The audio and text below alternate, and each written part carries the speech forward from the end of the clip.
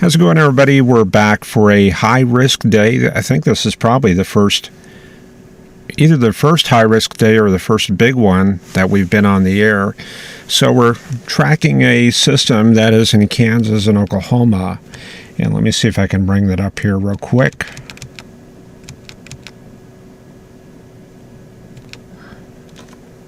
I've got 15 million tabs open and trying to figure out where it is here. So we are just now coming up to speed here.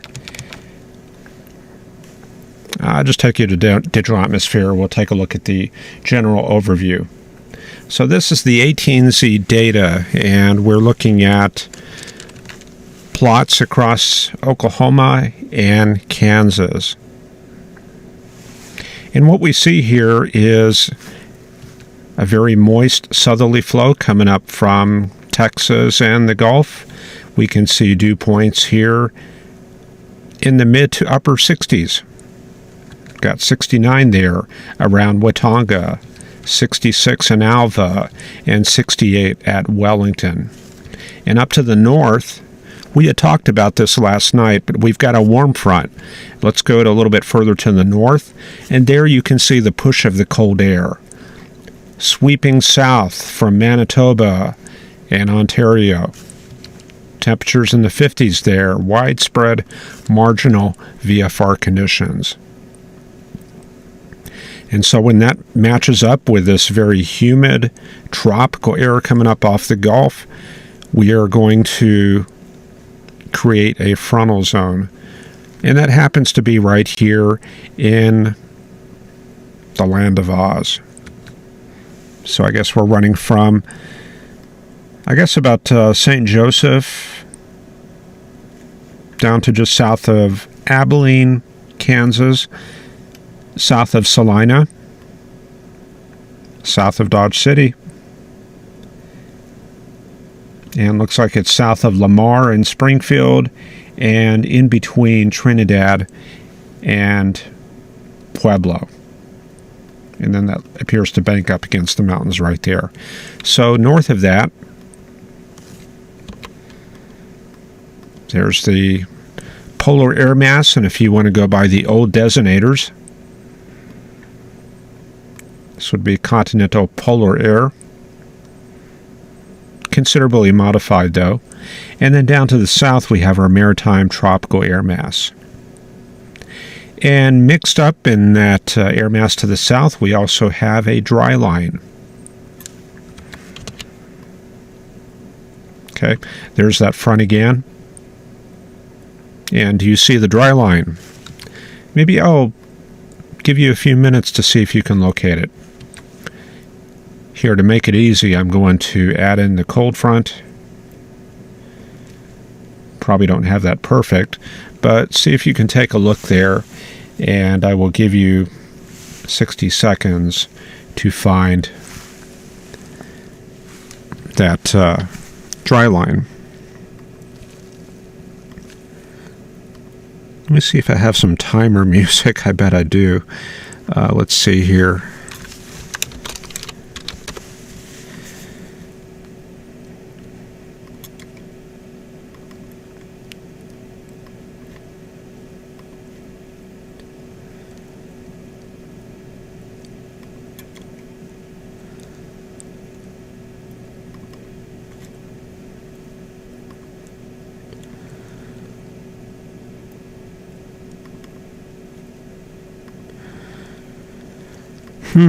Well, I thought I had some game music in here. Yeah, here it is. There you go. Dryline finding music.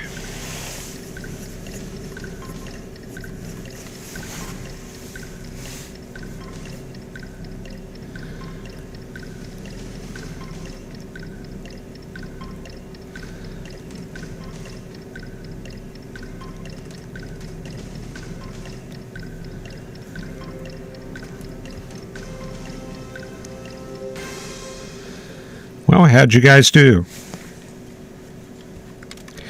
If you remember watching the broadcast yesterday, the biggest thing that will help you is to start in the warm air mass and work your way to the west. And where you first notice the transition, that's going to be where the dry line is. So here you go. Here's where it is very quickly, along and just east of the cap rock. So right like that. So we definitely have a triple point right around the Pratt area, just to the west of there, I guess around maybe Harper County, Oklahoma, or Kansas, just west of Medicine Lodge.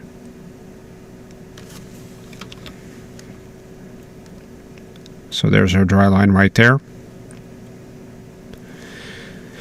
So that kind of narrows down exactly what we're looking at for targets. One is going to be the intersection of the moisture axis, and we can see the moisture axis right in this area right here. So that intersects the front right around here, around Hutchinson, Kansas.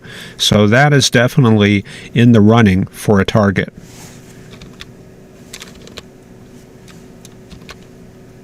Yeah, so right in there. Another possible area, the triple point. Another possible area is upslope flow. We don't have a whole lot of that going on right now. Dew points in that area right in here, they're only in the low to mid 50s. But there could be an outside chance of that later on, and this is the upslope area right there. The other area is dry line action, and that would be in this area here, around Woodward.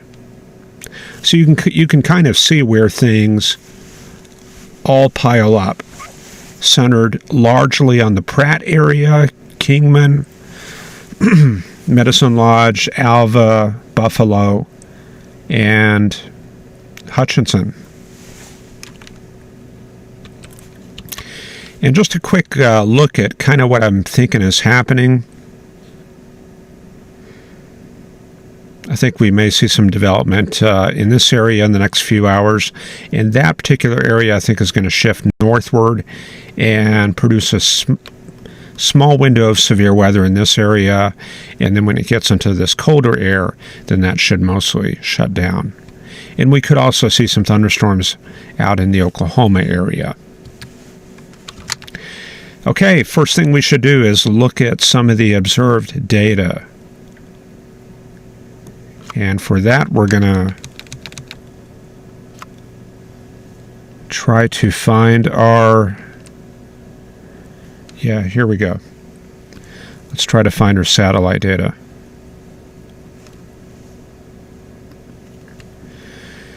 GO-16, next generation geostationary satellite imagery. So we're going to pull that up here.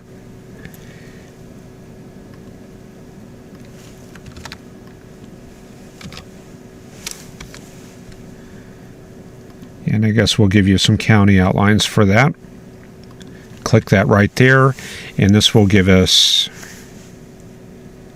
an idea what's going on. Let me set that animation period for 12 frames. We'll try that again here.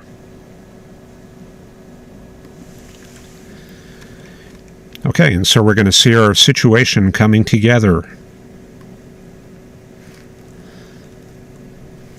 So you're looking at Oklahoma right in this area here. Texas is off to the west, and Kansas is up to the north. And we don't have a whole lot going on right now close to that high-risk area, but further down to the south, we do have storms going up around Quanah, down to Paducah, down to Guthrie, Texas. See that down there? Storms already going up there. And let's see what time this is for. Latest frame is 22 after the hour. So that's going to be 9 minutes ago, right there on that last frame.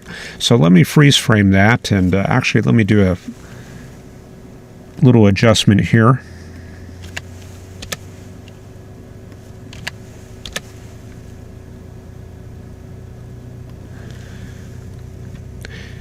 You guys will have to let me know if anybody that you know of is chasing in Texas, because that's definitely outside of the high-risk area, and I'm always curious about people chasing in unusual areas like that.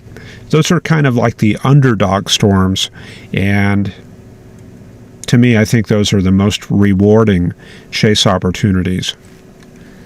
Because definitely, if you head up into Kansas on a day like this, you and 30 other people are going to catch the tornado action.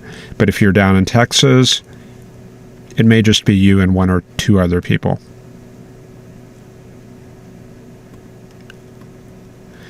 Okay, so here's the latest imagery, and I'm going to change this once again, and I'm going to get rid of the county lines.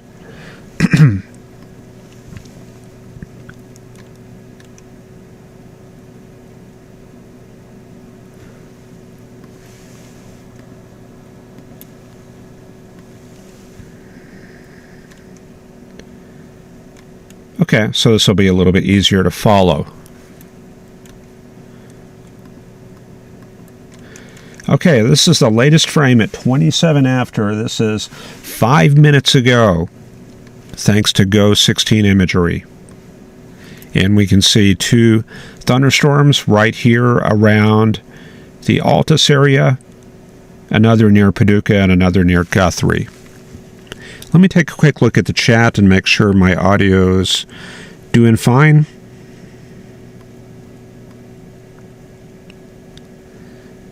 Yep, looks like no problems there. So let's go through what's happening on the ground right now. Like I said, thunderstorms are already going up in northwest Texas, southwest Oklahoma, in this area right here. And we've also got imminent convection in this area right here. These are moderate to towering cumulus about to go up, and possibly some others right here along the caprock. Further north, closer to that high-risk area, nothing going on. But we do see the evidence of the warm front, or maybe stationary front. It's going to be running something like that right there. And you see to the north of that, we see stable stratocumulus cloud types right here. See that banding? That's indicative of low-level stability. So any storms that get going and cross into that, those are going to rapidly start falling apart as they ingest some of that colder surface air. Further down to the south, you can see some evidence of a dry slot right in this area here, stretching from Perryton, Guyman, Slapout, all the way up to Dodge City. And that makes sense because we found that the dry line is kind of in this area right here.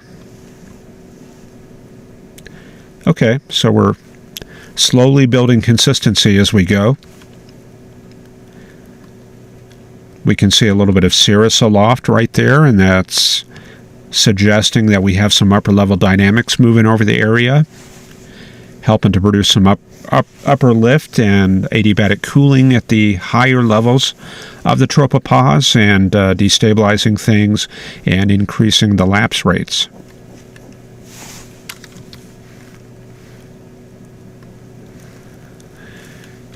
This area to me looks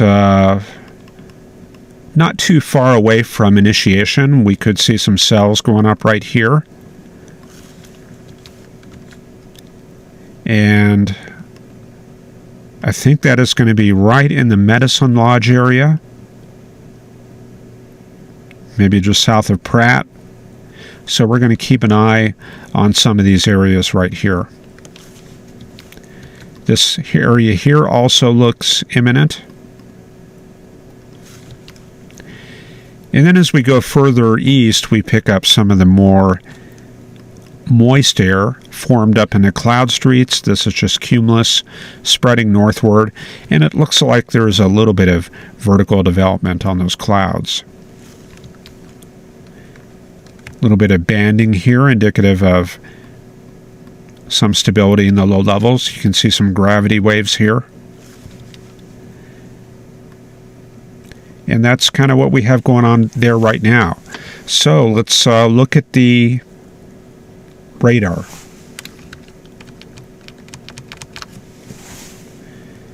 Radar is showing things pretty dead in the Kansas and northern Oklahoma area. But down in northwest Texas, we've got our 2 or 3 cells that are going up.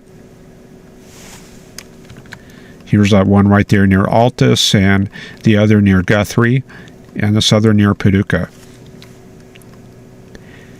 And this is the Enid radar. We're picking this up all the way at about 220 miles away. Storm tops on this, 43,000 feet.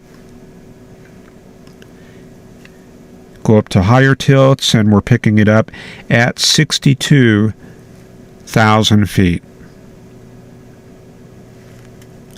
Definitely some deep convection right there.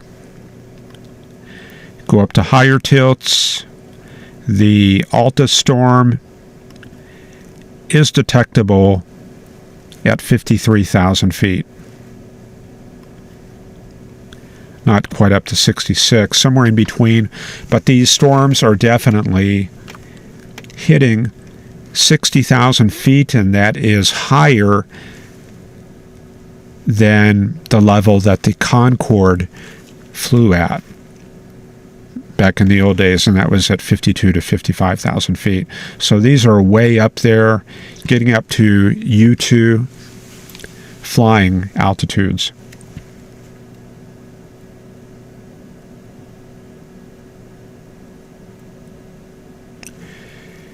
Okay, let's see what else to take a look at. Let me clear away some of my chart queue here. Oh yeah, there's SPC. That's the mesoscale analysis right there, and I probably need to fix that sector just a little bit. Yeah, I think that's probably a little bit more appropriate for today. You can see the low pressure area there over the panhandles, this inverted trough here, which is associated with the warm front.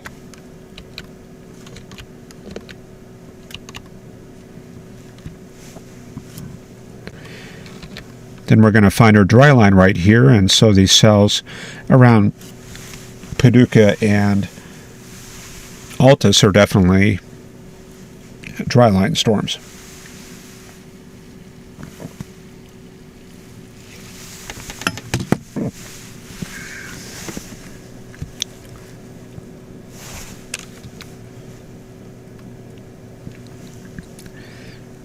There's our high risk for today, right there over south central Oklahoma or south central Kansas, extending into northwestern Oklahoma.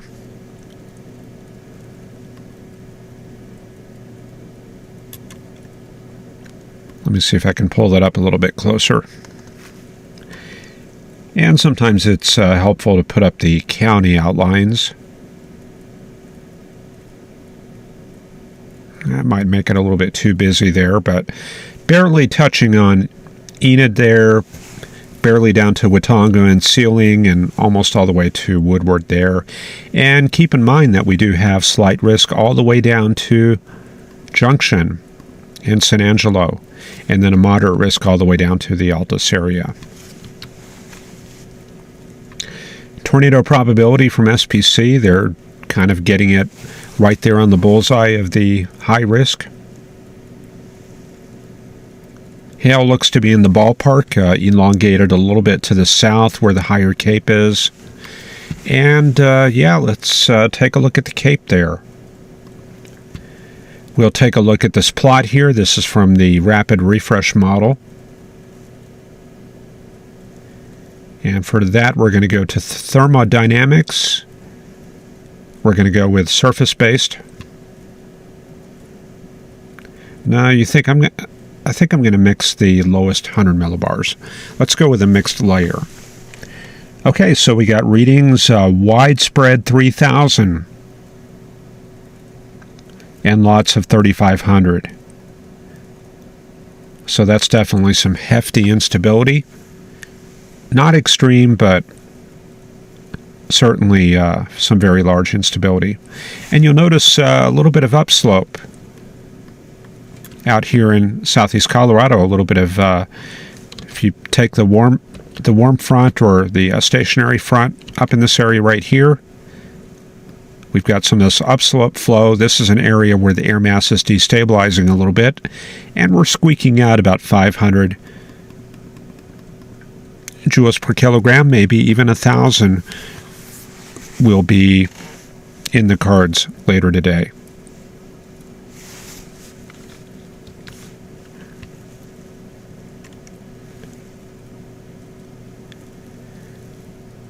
All right, let's see here. I think I'm going to bring up one of the divergence plots, and I'm going to go with this divergence and vorticity. This is a good area to kind of use for trying to find where you have initiation taking place. What we like to look for is point convergence, and we're looking at these red lines. So not the shading. The shading is vorticity. What I'm looking for is the red lines here. And this is probably too small to use. That's kind of just noise in the data. And a lot of what I see in this area, this is just kind of like a linear configuration there. But things will change during the day, and we just monitor the trends and see what happens here. And we look for areas of point convergence to get established. So what we would look for is kind of like a larger scale packing of divergence, something like this right here. That would be a good sign that something would be coming together in this area here. And along this elongation of divergence, you can pick out where the frontal boundary is. And it kind of joins in a little bit with some of this vorticity here. So that kind of confirms our placement of where the front is.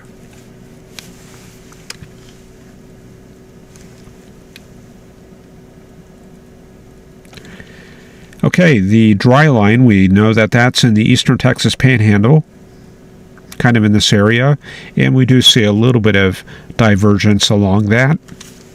But generally, when I'm looking at divergence along a dry line, I think it's a little bit more helpful to look at the station plots like this. So what I'm looking for here, I know that the dry line extends from this triple point up here and then down towards Childress. And then I look for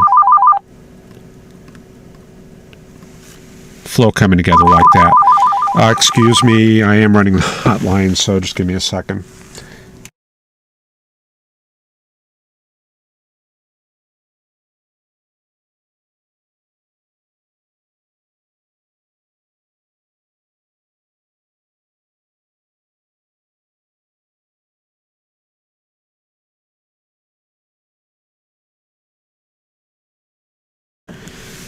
Okay, that was a wrong number there, so no big deal there. Anyway, like I was saying, that's a bad plot right there, but this is where the dry line is, and what I look for is the flow on one side of the dry line. You see how that comes together like that, and on the other side, it comes together like this. And where do we see it coming together the strongest? Not so much in this area, but definitely in this area right here. So this is where I would look for initiation along the dry line, maybe in the next hour or two. So we'll keep an eye on this area right around Canadian to Woodward and up to Slapout.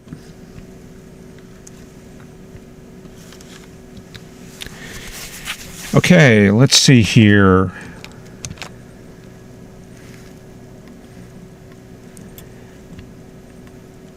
Nothing going on much up in Kansas, so I'm going to switch radars and we'll look at these storms for a little while. So I'll bring those up here real quick, and while we're waiting on that, we'll take a look at the chat, and maybe we can put up some chat music. Let's see, do we have any good music here?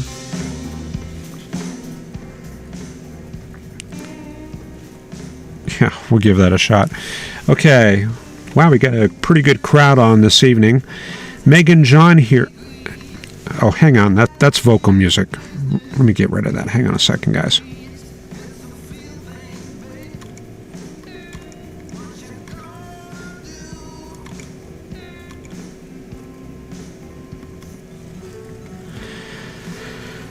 Okay, Megan John here, checking in first one, says, hey, Chris Lasakis, good afternoon, Tim, a rare high risk.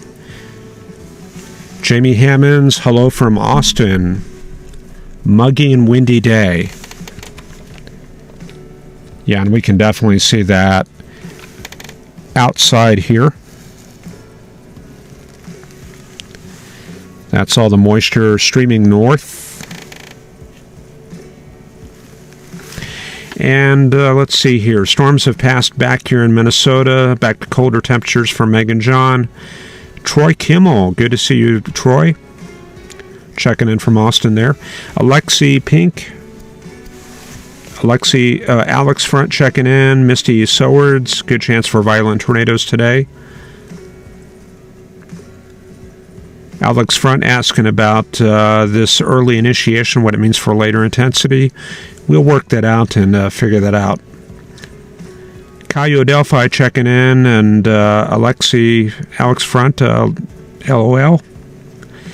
Mike Estwick, howdy from snowy Denver. JP Morgan sucks. Tornado watch will also be issued in Kansas. Maybe a PDS as well, according to him. Alexi Pink might know somebody who's chasing. Thomas Copeland, good afternoon all. Mike Estwick says audio is 5x5. And let me just skim through here real quick. Mike asks about the snowstorm in the Rockies. We'll have to take a look at that also. Mick says lots of chasers out, but they're all too far north at this time. Maybe I can bring up a chaser map without killing my connection. I might have to give that a shot. Mike Estwick asks, or he says, I wonder how long it will take for the chasers and SPC to shuffle the deck.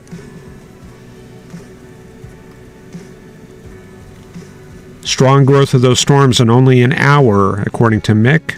Ron Chalfont, checking in from beautiful Southern California. Thomas Copeland asks, how do outflow boundaries help in storm development? I would just think of those as a big wedge close to the ground.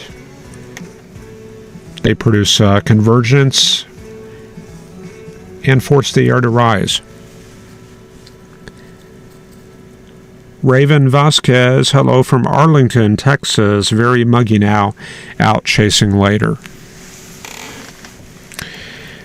Okay, let's take it back to the charts here. Actually, that's me, so there we go. Got the latest frames in here from Frederick. So here we go. We got one storm here just west of Altus. Got a little bit of a supercellular structure. But we have to keep in mind that this is early in the storm's life cycle, so it still needs to go through about another hour of consolidation and organization before we have a really good idea what this is going to do. So what we would be looking at is more of the environmental picture and looking at the SPC experimental graphics and see what that has to show, and that'll give us a good idea what's going to happen with a storm. But for now, we can take a look and check the velocities. Definitely got a circulation in that thing. Looks like convergence. Keep in mind that the radar is down in this direction. So we're seeing a signature, something like that. A little bit of rotational convergence. And let me go ahead and set the storm motion vector.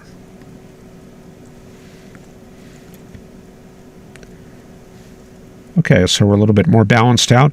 Picking up a little bit of rotation here in this latest frame. And I'm seeing about maybe 50 knots of broad scale shear. So looks pretty typical for a strong storm along the dry line this time of year. And there's the meso right there. So let me set a dot right where that center of circulation is. And you can see it's right out here in this updraft base area. All of this is the updraft base. And I would bet that there are some chasers parked here on this U.S. highway, getting a good view of the storm, and probably deciding whether they want to take a north option on this road or maybe risk it on one of these farm roads out here. Okay, storm tops on this thing. Looking at about maybe 48,000, 49,000. And you notice this right here. That appears to be the anvil. Let me show you a cross-section of that real quick. So you see that right there. We've got both the storm and the anvil. And looks like we have a little bit of overhang too. Let's see just how extensive that overhang is. We'll go back to the main storm here. And I'm going to take it up pretty high up in the storm. Let's go up to about maybe 20 or 30,000 feet.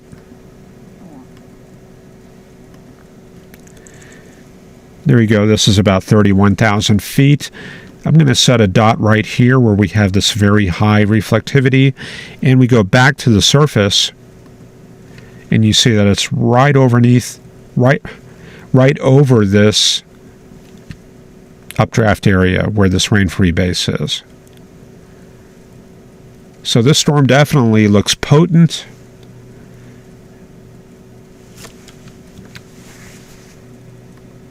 We'll go up to the higher tilts, and yeah, that right there, that's going to represent the top of the updraft.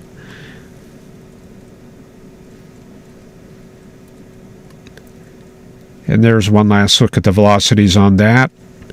Pretty good little storm coming together. And let's get a baseline of motion on that real quick. I'm going to use the circulation there. And I'm getting a movement of about 0.50, so that's going to be almost directly northeast. So this should take the cell. Well, it looks like probably just south of Mangum, out in this area right here. So definitely some potential on that storm, and I'm sure we're going to see that organizing over the next hour or so. Further down the line, this storm here is struggling to come together. Looks like it's still rather low-topped. Probably kind of like an overgrown turkey tower.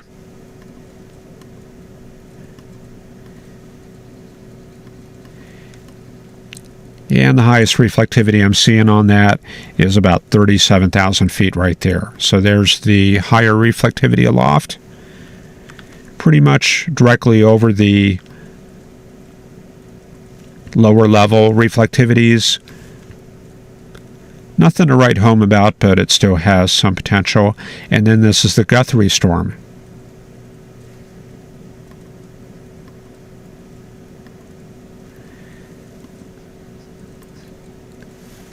This is up at 45,000 feet. That's the highest reflectivity. Okay, and then we'll go back down to the lowest tilt. And it looks like it's pretty much centered directly over the higher reflectivities and the low levels. So, looks like definitely a very strong multi-cell storm, but nothing supercellular that I can tell at this time. And the velocities look kind of weak at this time too.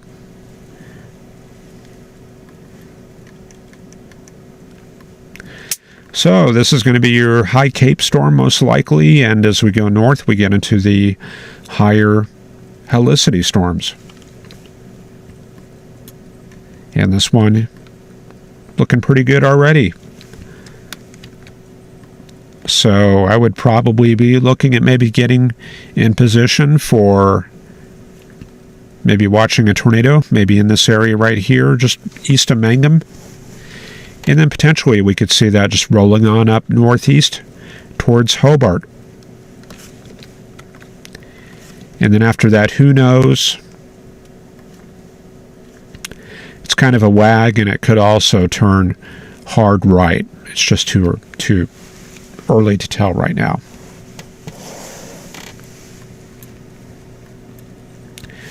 Got a few cells trying to go up north of I-40. Nothing much going on there yet. And for Kansas, I think we should take a look at the GO16 data. So let me bring that up.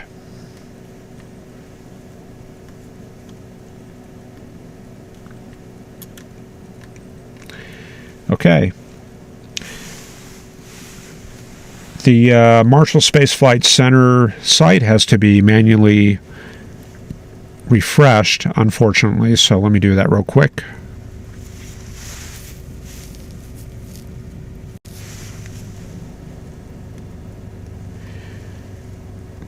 Whoever figures out how to make that site auto refresh is probably going to deserve a Nobel Prize.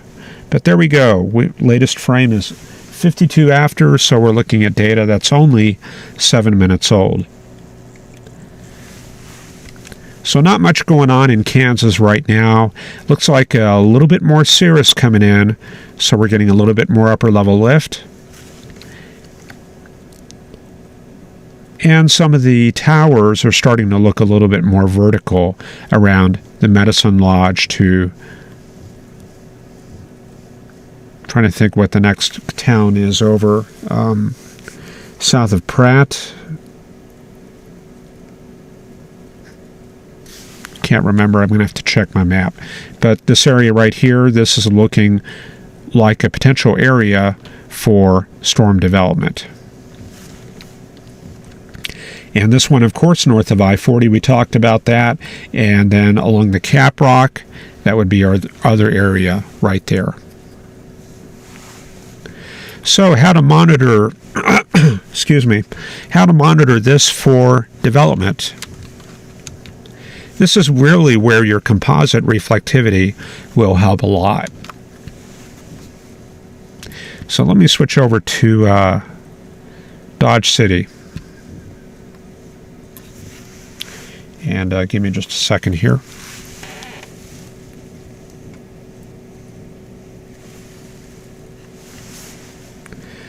Okay, our radar is up, and if you're not looking at level 3 data, all you have to do is pick out your area and maybe go up to a slightly higher tilt. This area here is up at about 5,000 feet, so we want to take this up to about 15,000 feet or so. So that would be the area to watch. Excuse me, guys.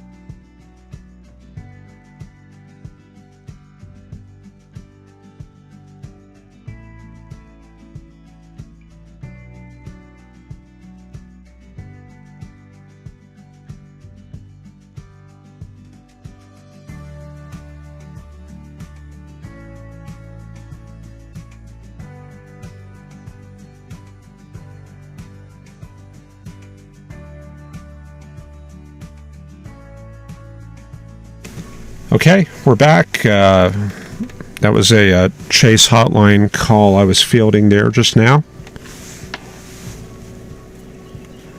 Let me take a look at, give me just a second here.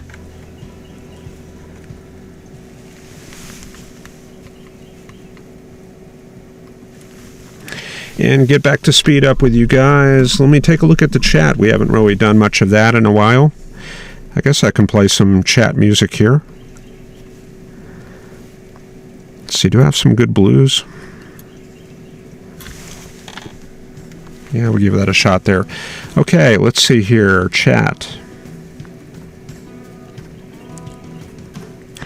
Will OTC, howdy Tim, Patreon you'd last night, but heading to Woodward, heading to Woodward. Appreciate the Patreon donation. I think I saw that coming across, but I didn't really get a chance to look at that. I kind of crashed when I went to bed last night and just got up recently. Let's see. weather.cod.edu/satrad.exper. That's another good place. And they do have the Go 16 data there at College DuPage. Ryan Toomey's Medicine Lodge, Kansas. Alex Front mentioning a tornado warning.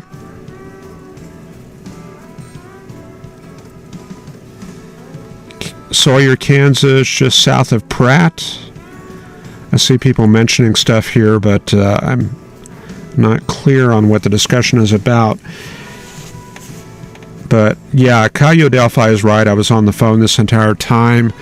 That was a Chase hotline call. I had somebody out in the Medicine Lodge area just now. And yeah, I basically help them with targets and give them additional information that they need on the road. Reed Timmer, confirmed tornado near Mangum. So Reed decided to go south. That's interesting. Okay.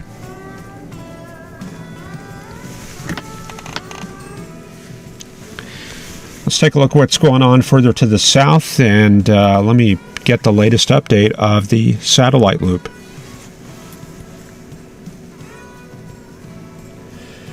The latest frame we have here is for 2 past the hour, which is going to be 9 minutes ago. And this shows us what's happening. And once we start getting these cumulus fields going on, I like to start bringing in the county outlines. So I'm going to start doing that now.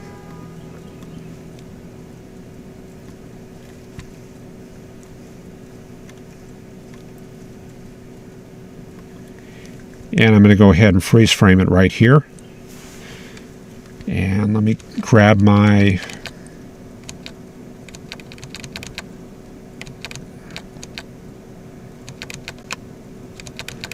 let's see, I've got that's what I'm looking for. Got a reference map here. Okay, so north of Alva, this is Alva right here. Medicine Lodge located right there. So we're starting to see a little bit of vertical development. However, there's this banding here, which indicates that there's some stability still in place there. Some of the better towers look to be right there, and that's going to be just east of Coldwater.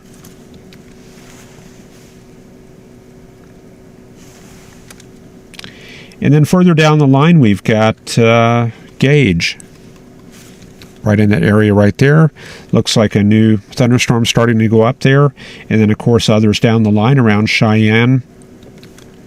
And then we get into our mature storms all the way down towards Altus.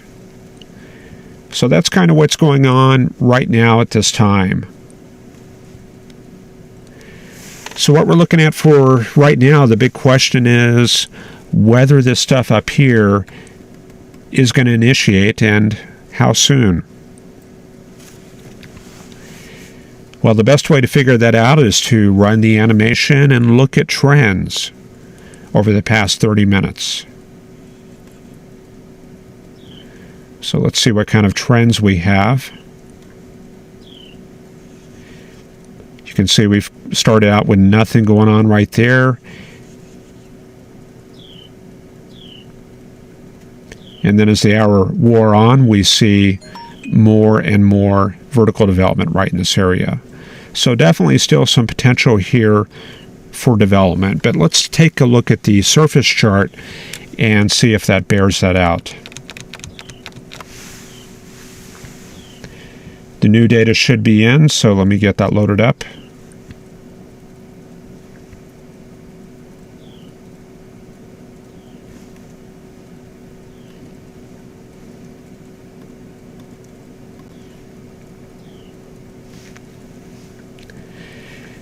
And there we go. So the area we're concerned about is right in this region right here.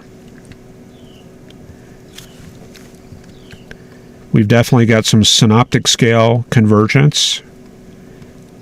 See how that going on right there? So this is definitely a convergence area in the synoptic scale. But in the mesoscale, we're lacking a lot of data. See, there's a lot of gaps in this region. Now, there are a couple sites that we can use. One is the Texas Tech Mesonet. Let me see if I can bring that up.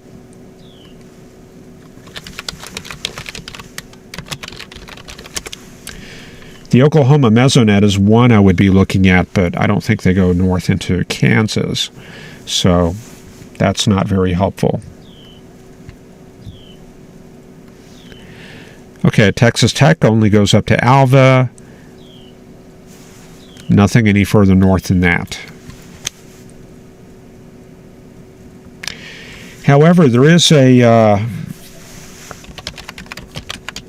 NOAA MATIS site. Let me see if I can bring that up. That integrates some of the school Mesonet sites and hobbyists, CWAP, and other sources like that. And let me see if I can bring up a chat here.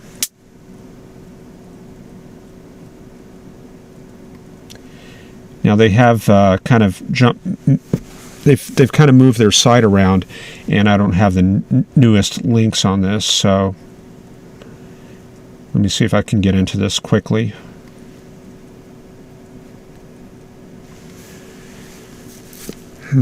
Yeah, they don't make this easy.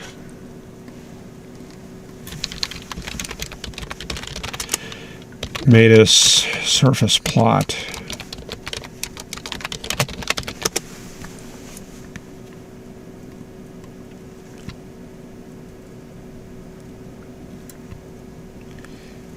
And I think we may be, yeah, here we go.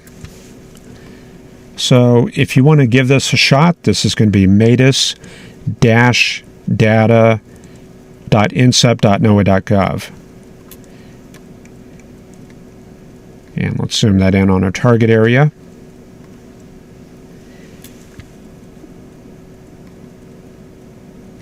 And then we'll see if we can open up some of the layers here.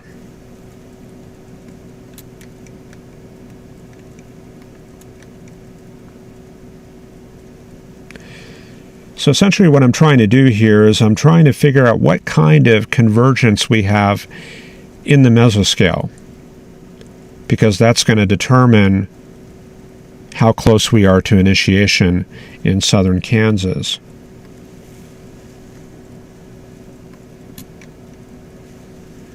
So give me just a second while I try to fight with this site and get it going. Okay, there we go.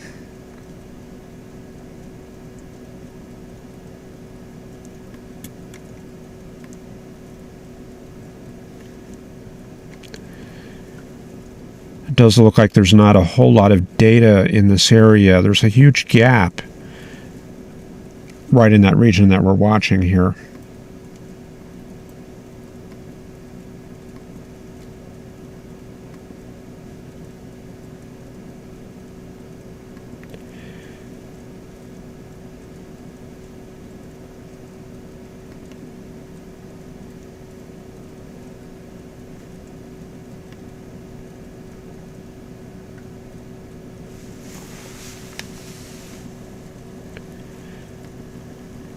Okay, let's see.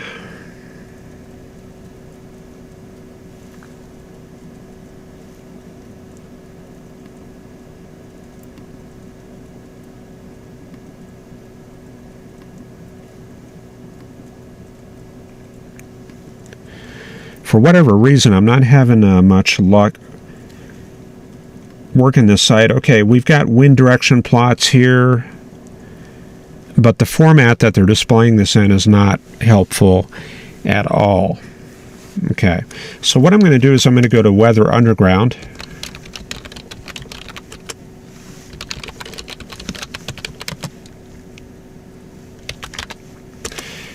They've got a pretty good Mesoscale map. It's called Wonder Map. You can give that a try.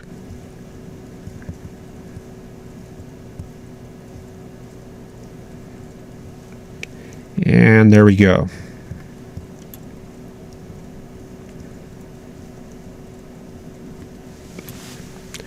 And we'll just have to get us moved out to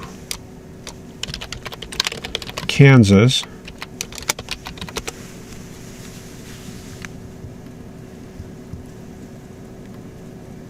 And there we go. So this is probably about as good as we're going to be able to do here. Digital atmosphere used to plot the MATIS data directly from NOAA about 8 to 10 years ago, and they made all that data restricted, which was a big bummer. So I don't have the capability to plot that data anymore, and this is probably about the best I can do for now. So this is what I am using to kind of drill in on this area here. So it looks like a little bit of backed winds right in here.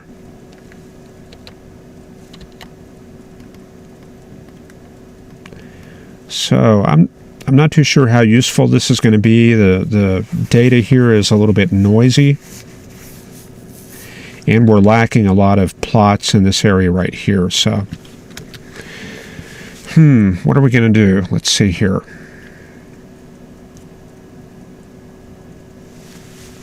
Let me go over to the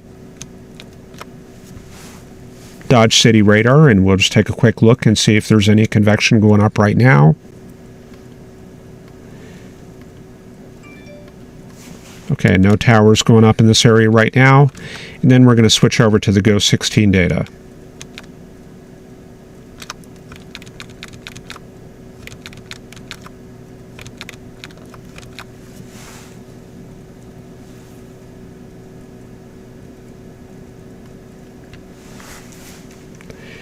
And let's see if we can reload this and get the latest information.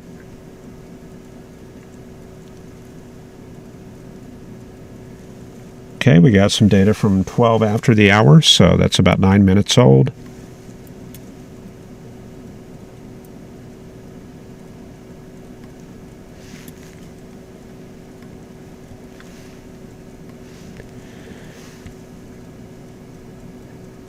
And there you go. This is the area that I'm kind of keeping an eye on right now, and it still looks a little bit suppressed at this time. But I'm watching for possibly one of these cells here to break through and get going. So how close we are to that is anybody's guess right now. Okay, so there's the latest plot right now. We've definitely got the stuff near Gage and Woodward. That stuff is firing right there. Also some stuff back along the dry line. And our PDS watch, or our high risk is right in this area right here. So that's what we're watching right there. And I believe we're going to be coming up with a tornado watch box here during the next hour, if it's not up already. So if you were chasing on a day like this, what would you do? Like if you were hanging around in this area here, would you go south to intercept these storms? Or would you go southeast to maybe capture the Alta storm as it heads up towards El Reno, Yukon, Binger. That's one other option. Or would you stick with your target right here? That's what a lot of chasers are dealing with right at this moment. And that was one of the questions I actually got when I got that call about 20 minutes ago. Okay. There's a quick look at our cells further to the south. Looks like Guthrie is on the tail end right there. And this is a good time to look at the moisture field. Looks like we've got a little bit of a moisture deficit right in this area right here. So let's take a look at the Oklahoma Mesonet to see if that's showing up. Actually, I think I got a link for that already. Let me bring that up.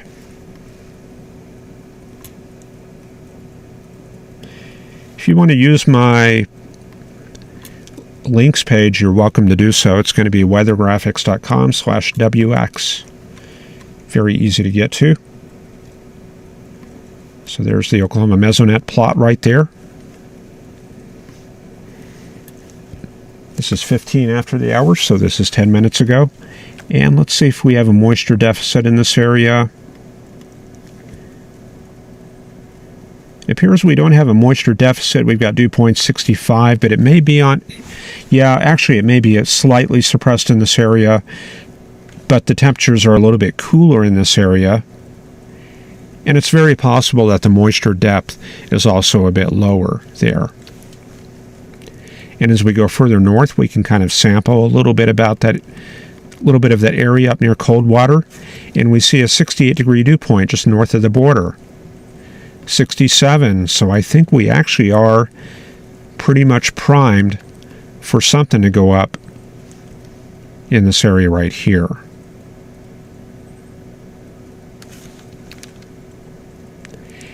And I think the only way that that would not happen is if we were lacking a good source of convergence to really get that initiation going.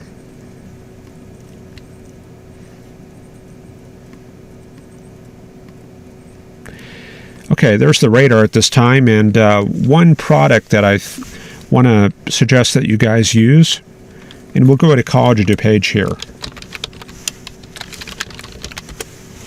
And that's going to be the composite reflectivity. Because you got to keep in mind that the storms tend to develop starting with the formation of precipitation at 15 to 20,000 feet. And that's going to be well above the lowest tilt.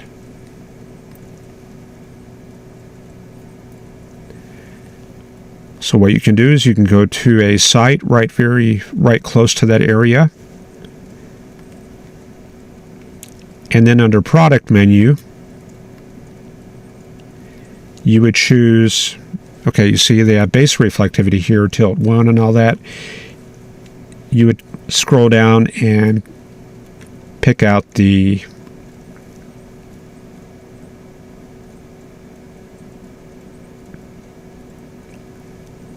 do they not have composite reflectivity? Seriously? Well, that is a surprise. Well, they definitely do have that in the GR level 3.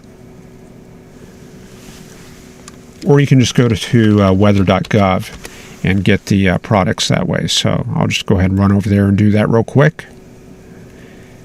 Just click on radar, weather.gov/radar. Click on Dodge City. Dodge City comes up, and if you don't like all that topography, you can switch that off. And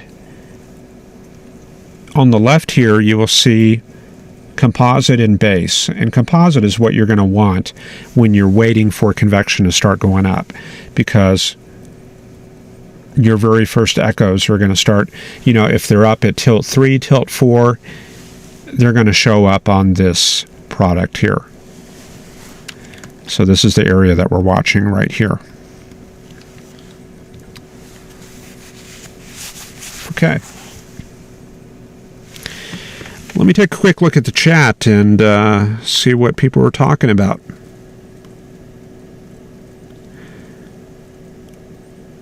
There's a lot of discussion here.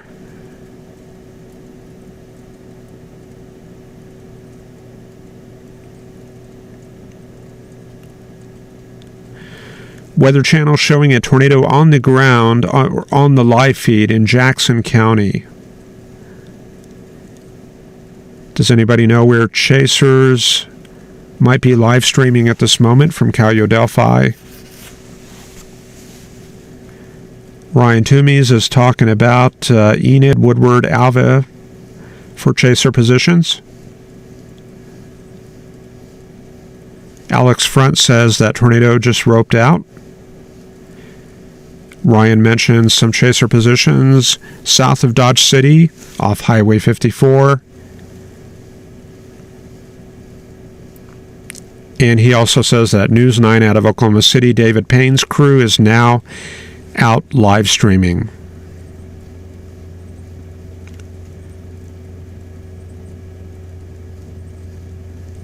Raven Vasquez says Weather Underground weather station map shows convergence just south of Ashland. The only problem with Weather Underground is some of the weather sites are mounted like on roofs. Like people will just put their weather station anemometer up on the roof, and that can kind of play havoc with the accuracy of the wind vane.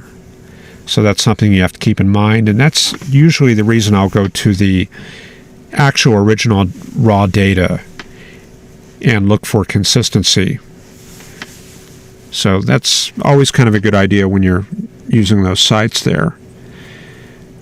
Looks like packs of storm chasers on the grid in certain areas watching the storm initiations, according to Ryan Toomeys. He says the storms are moving in that direction towards, I guess, Coldwater, and will mature in the next 2 hours in that target area. So if I'm understanding Ryan correctly, storms will be heading north, and even if we don't get development at this area, you can pretty much hang around out there or go south to meet those storms. And it's always better to be north than to be south on a day like this. Okay, let's go over to the satellite imagery, because that is going to be probably the key to what's happening as far as initiation. This is when Go 16 is really paying off.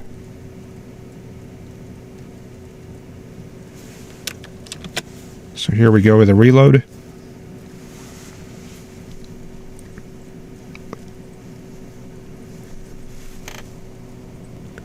Latest data 27 after the hour.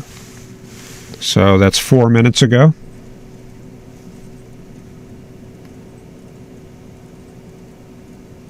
No, I'm sorry, 22 after the hour. Okay, that's going to be about 9 minutes ago. Okay, things are looking a little bit better up there around Coldwater, around Medicine Lodge. Let me get the, let me grab my map here real quick. This is a map I like to use, by the way. This is a site called mob-rule.com. This is Google Maps with county outlines. And I don't know why Google Local does not use county outlines. It's very useful. But they got this product here, county outlines, imposed on Google Maps.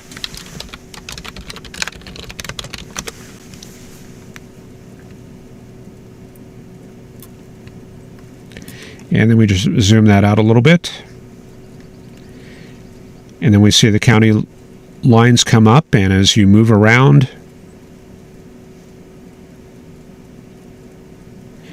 you'll see at the very top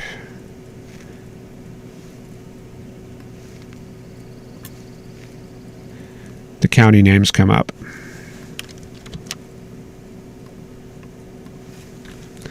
Let me bring this up underneath my weather products real quick.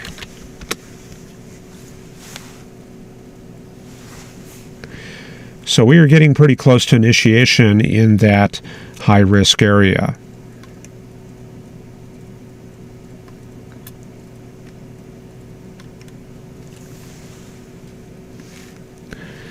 Okay, so to get back on track here,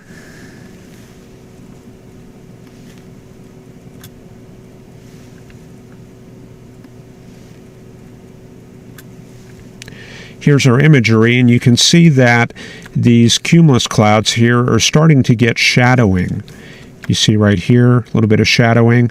They're becoming vertical. They're becoming a little bit enhanced right in this area right here. So the area that we're talking about is from northwest of Medicine Lodge to Greensburg to southwest of Pratt. Pratt is located right here. Medicine Lodge located right here. Coldwater and Greensburg right there. So that's the area that I'm keeping an eye on. And if we do in fact get initiation, we can expect that area to move northward. Okay. Let me recenter this real quick.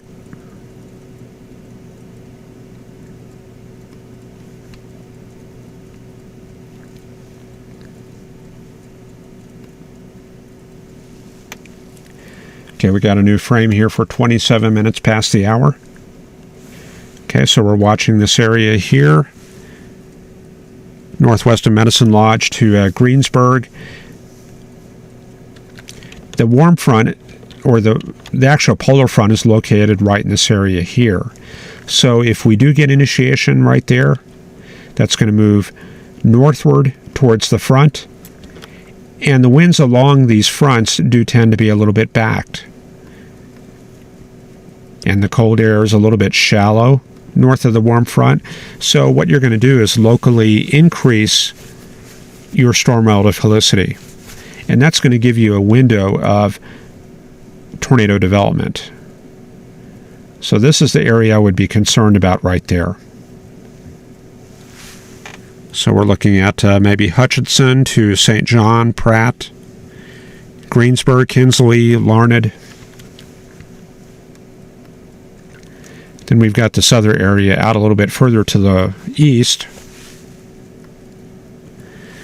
That's going to be around the Hutchinson area. So that's totally not out of the woods there yet.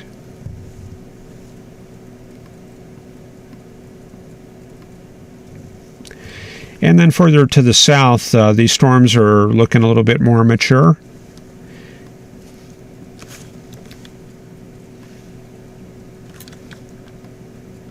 And then these ones out around Canadian, these are going to be a little bit more high-based. And then we've got our larger storms out there in southwest Oklahoma right there. So that's kind of what's going on right at this moment. And it's still only 2:30 in the afternoon. It's actually pretty early. So there's still plenty of time for this to come together and for these to enter the picture and become of some significance later. And we could see some development of this stuff around Hutchinson. So we'll keep an eye on that also. And that's closer to the intersection of the moisture axis with the front. And that's something that we talked about yesterday. So we'll keep an eye on that area right there around Hutchinson, and we'll also continue to watch this area near Coldwater and Medicine Lodge. Okay. I think I lost my satellite imagery. Where did that go? There we go. Okay, guys, I think I probably need to take a quick break, like maybe for about 5 minutes here. So let me go ahead and go do that, and we will be back on shortly. I'll just kind of point the camera at this and run some music, and we'll be back in just a short while.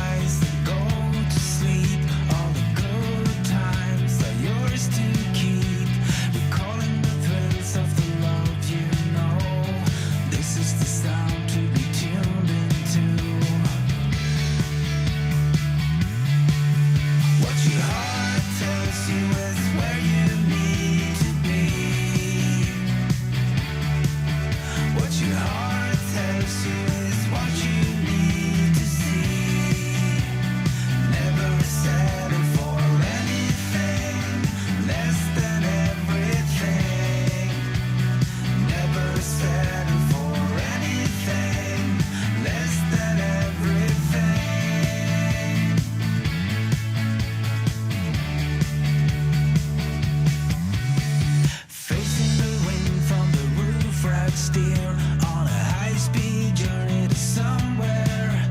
Got an impulse to flee this town right now.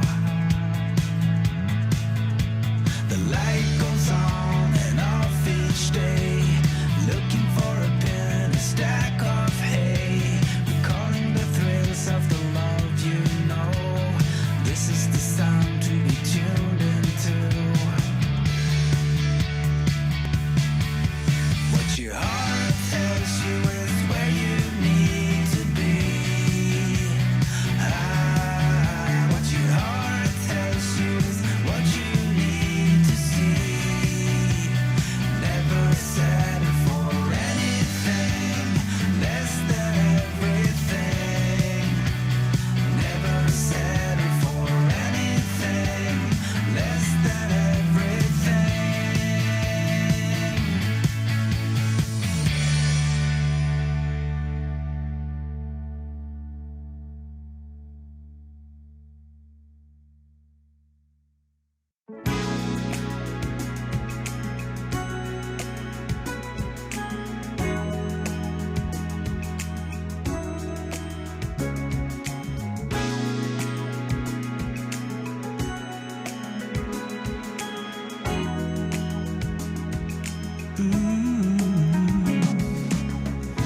Days of romantic prose and lilac wine. Nights out under the sky, watching stars align. Days of making sweet honey, Melissa lemon balm. Nights as warm as your breath on my chest, so calm. Now baby, let the summer breeze carry us away.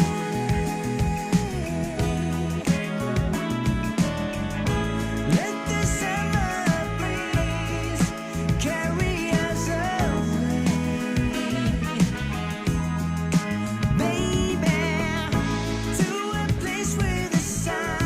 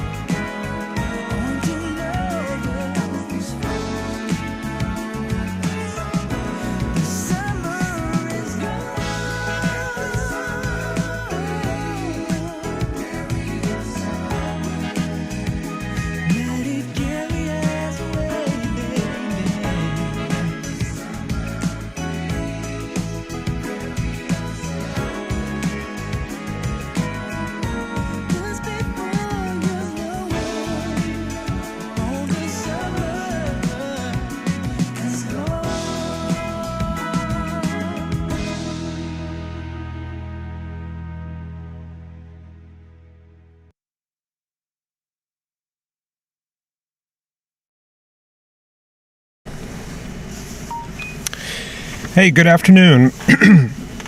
Back from a short break here, and we're monitoring activity in western Oklahoma, northwest Texas, and in Kansas. We've got a high-risk day in effect for this afternoon, and let's take a look at what we got going on. I think a good place to start will be the SPC Convective outlook. There's the high-risk day that we have in effect.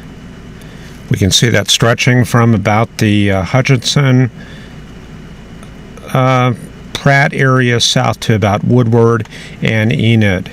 So not much change. This is the 1630 outlook, though, so this hasn't been updated in a while. Mesoscale discussions looking like this. We can see we've got a PDS tornado watch expected out shortly for southern Kansas. So this was put out at 2 p.m. about 45 minutes ago. We're probably looking for a watch to be issued any minute here. Of course, another PDS or another Mesoscale discussion out in effect, and we probably have a watch box on that already. So there we go, and another one all the way down to the I-20 corridor. So quite a busy afternoon. A lot of chasers have been waiting all year for a day like this, and it's pretty good. It's not too much dynamics. It's not a squall line day. A very good assortment of storms you can pick and choose from. The only downside is some of the storms may be moving a little bit fast today, and that's always a major problem. But when it's May, you chase, as Tim Marshall says. And let's bring up the latest data. And I'm sorry, I'm trying to find... I've got like 55 windows open, and let's update this satellite image. This is GO-16. This is the next generation's GOES imagery. This satellite was launched last year, and this is at the cutting edge of severe weather forecasting. So we'll wait for the data to come up here very shortly, and I'll check my text message. Okay, nothing important too important there. And we can see that things are still kind of percolating there in southern Kansas.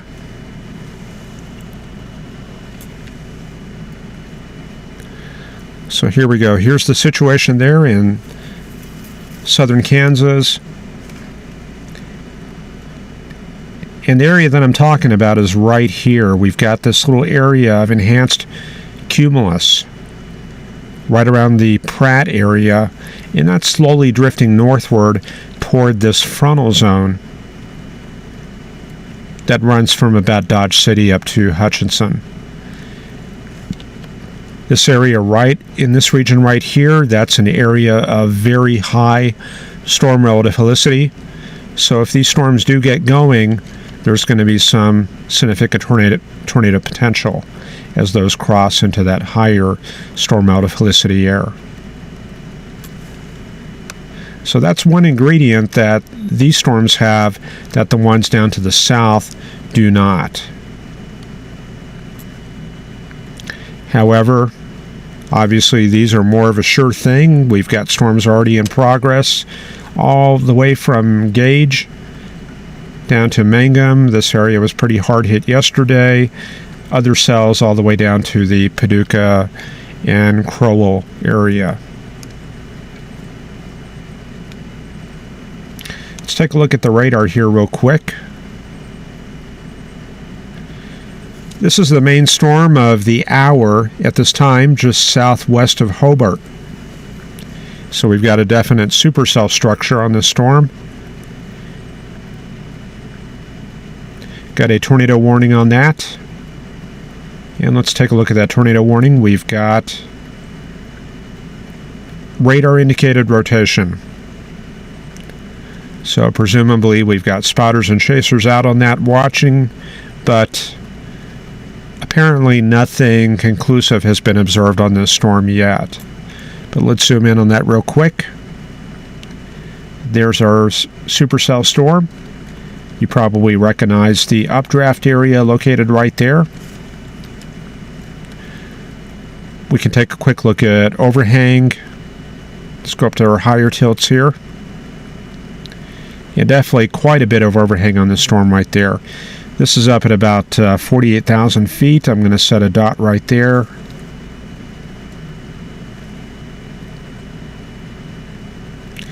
And you see that's directly above that updraft base area.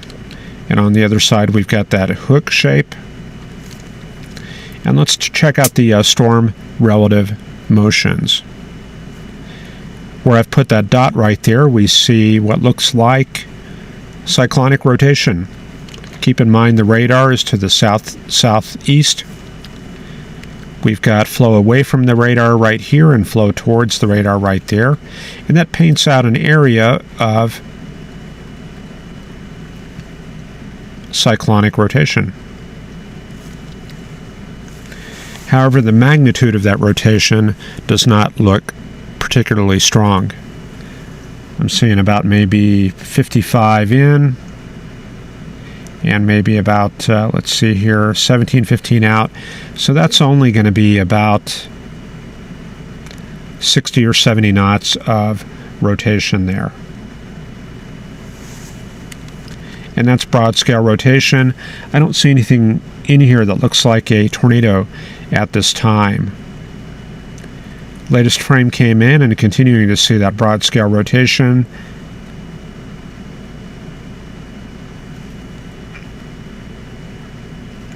There's our storm right there. And let's take a look at spectrum width. In this instance, not too much to be seen.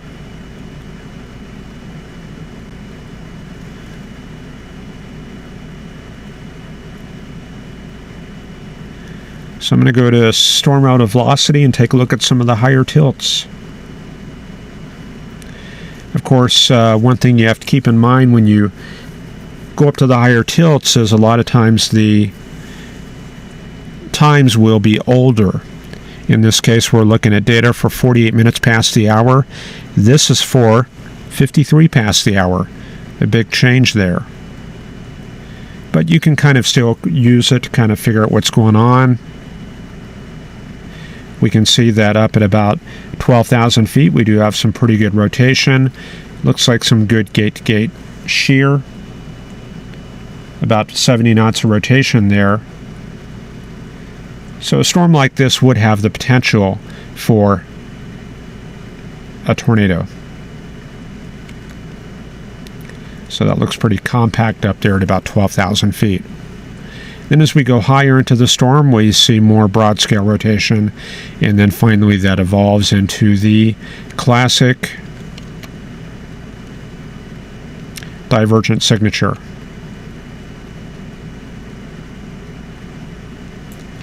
So you see right here we have 116 knots up at 47,000 feet towards the radar, and here we have 28 away, so about 120 knots of divergence. The zero line is located about right there.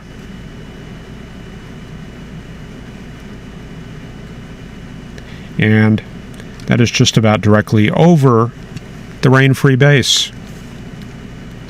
So a lot of things matching up here pretty well. This is certainly a potent storm, and if I was chasing down there in the Hobart area, I would be pretty happy. You got good roads, got this one road here, got a pretty decent storm, the storm of the hour so far. And a couple of options out here to the east as the storm continues moving to the northeast. Okay, further down the line we see what looks like more elevated storms, lower topped. We do have a severe thunderstorm warning out on this one cell here near Gould. And that cell tops out at about 40,000 feet. That's about it right there. And not much rotation on that cell at all. And then further down the line, of course, we've got the Crowell storm coming together. Now have a tornado warning out on that. Radar indicated rotation. And starting to come within range of the radar for determining rotation. Tornado type rotation. So there's the cyclonic rotation right there. So this is right here where we would expect to find the wall cloud. I'll put a dot right there. Then we get one update here. And that happens to be also right here in this notch. And if we had more of a kidney bean HP structure, this would be the Bear's Cage.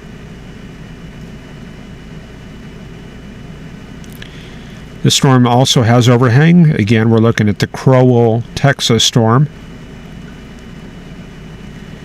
And this earlier had been towering up to about 60,000 feet.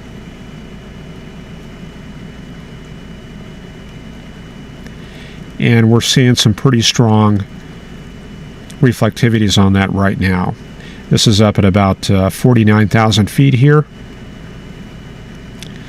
And that's directly overlying the rain-free base area. So also some good chase potential here, except for the fact the road network is out in the precip area. So about all you can do is maybe park your car here and keep a watch on this area, maybe go down a dirt road just a short ways, and hopefully the road network works out well for you. Chasing does get kind of spotty once you get off the cap rock and get out in this area right here. It's a lot of ranch land, a lot of rolling, very rugged terrain. Pretty famous for rattlesnakes, quite a few of those there, if that's any indication how rugged it is.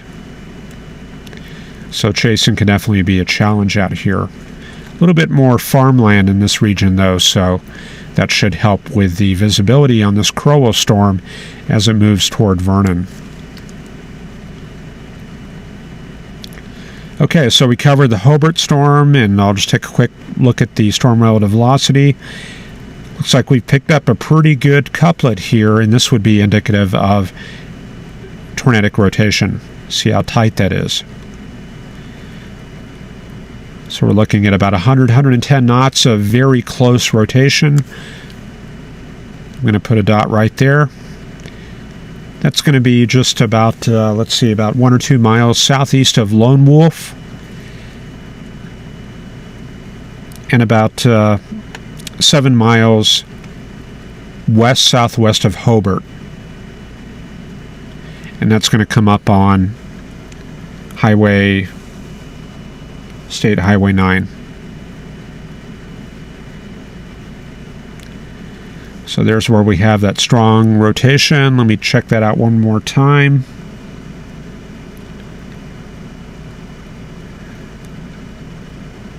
Yeah, that's flow towards the radar, that's flow away. That looks consistent. I'm going to go up to 1 tilt. Yep, it has vertical consistency. We see the same structure up at 0.8. And then we get into older frames right there. Okay, so this is probably an incipient tornado located right in this area, likely tracking toward this area. That could be bad news for Hobart. I would hate to see 2 southwest Oklahoma towns get nailed in 2 days. That would certainly not be good news.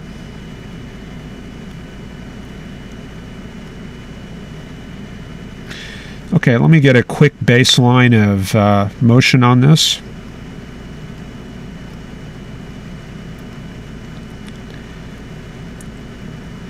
Yeah, here's where it really started coming together. This was about 15 minutes ago.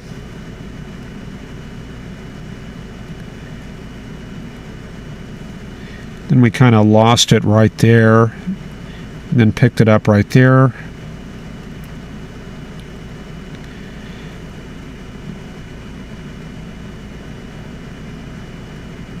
Yeah, the motion on this looks to be about 55 degrees relative to true north.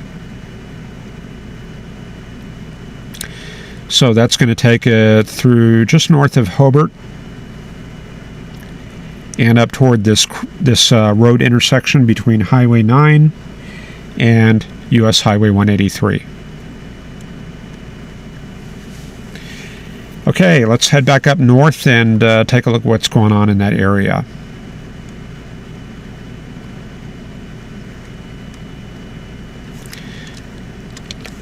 Going to update the satellite.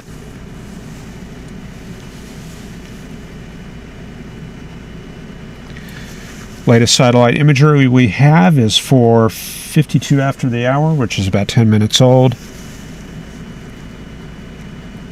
So this here is the Oklahoma-Kansas state line.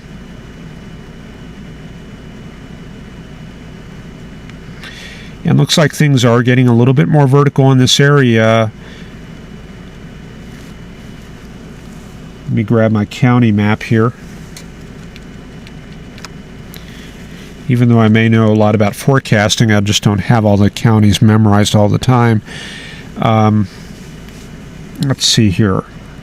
We got this one band here. This is stretching from about Greensburg through Pratt and then to north of Kingman. Then almost to the Wichita area right here. And then this area right along the front, that's from about just south of McPherson to south of Great Bend.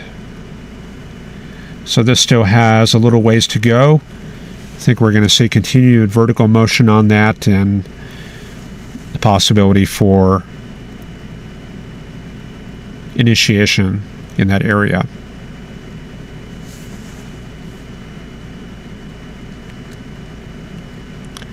So pretty much in this area right there.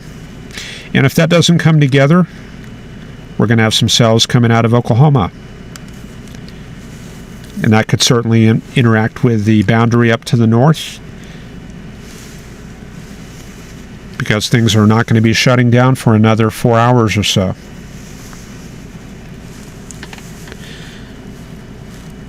Okay, let's see here. Let me take a quick look at the chat here.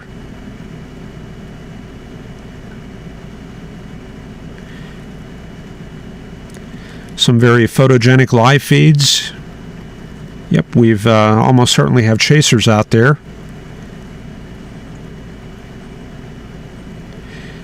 Tornado warning mentioned. We just saw that for Ford and Hardeman County near Crowell.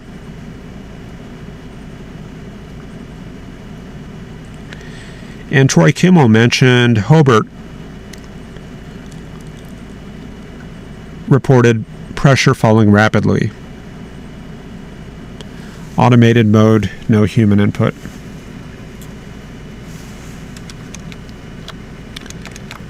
So that Hobart station is going to be in this area right here, and that would have been a little bit earlier. Okay, let's check on our cell right here. Almost certainly a rotating wall cloud at the very least, or a tornado, and it looks like in this latest frame we've lost the strong shear. So you can see here at the higher tilt it was showing up pretty well right there where I had that dot, and then on the latest 0.4 we kind of lost it, kind of disappeared in this area. But we could always have cyclic development further out to the east, and that's what we would have to watch out for out in this area right here. Getting a little bit more of an HP structure.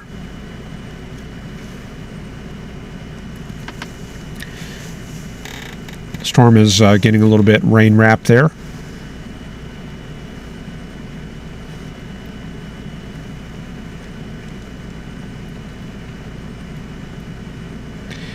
Let's take a look a little bit further to the south. Mangum, not a whole lot going on. Nothing much on that cell near Hollis. And Crowell, that storm is looking pretty impressive. Got a pretty good hook on that, extending out a few miles.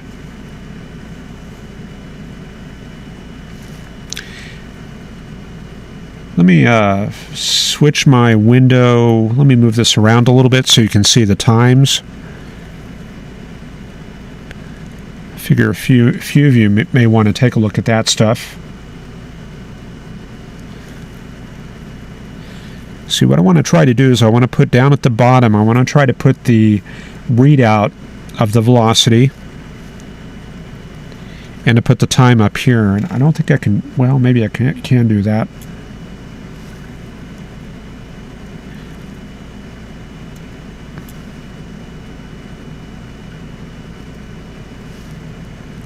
Yeah, looks like we've managed that. So anybody that is watching the broadcast a little bit later or 1 or 2 years from now, you can look at this to kind of figure out what the current time is, or roughly what the current time is. So latest frame there for 6 after the hour. Got a pretty good hook there southeast of Crowell. Unfortunately, it's down in this river basin, so that's going to be kind of difficult to get to, but if you're parked along the road right here, you would have a very good shot of that to the southwest, and there should be some good backlighting on the other side. Storm relative velocity, got to keep in mind the radar is in this area right here. We're showing some very strong outbound. Storm relative velocity is on the order of 56 knots out in the forward flank downdraft area. Then a little bit weaker out in this area. One problem that we have, though, the radar is this direction. The inflow is coming from this direction, and that's perpendicular to the radar. So this is not an optimal angle to sample the storm inflow. So we should see any tornadic rotation, but not so much the storm inflow.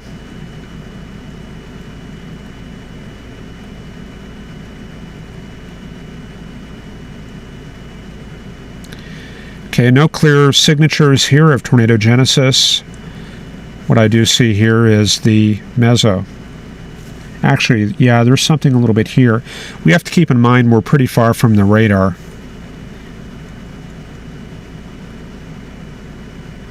Let me see just how far we are from that radar. 45 miles, yeah, that's getting within range. So, let's see, we have 32 out and 28 in. That's going to be about 50 to 60 knots of rotation.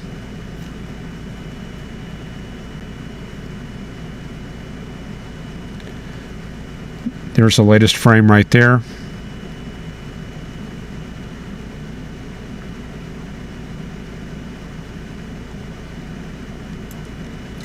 Looks like earlier where we had that strong rotation, you can see a cusp right there.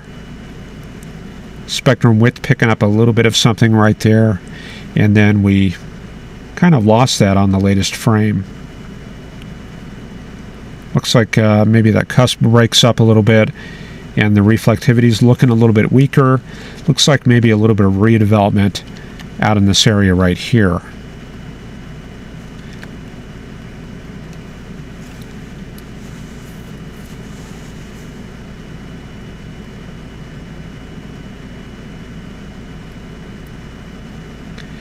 Looks like the broad scale rotation really picked up there on that last frame. So we're seeing about 110, 120 knots of large scale rotation. That's a pretty good mesocyclone centered right there. There's the base reflectivity, and pretty much right where we would expect it in that updraft base area. And let's take a quick look at the cross sections. That's quite a storm there, isn't it? Looks like we got a beware. Storm inflow coming in from the east and then going up. And you can see the high reflectivities directly above that beware. So that's certainly a strong indicator of severe weather. In addition to that, the overhang extends quite a distance to the southeast. Up here at 40,000 feet. So that storm has got a lot going for it.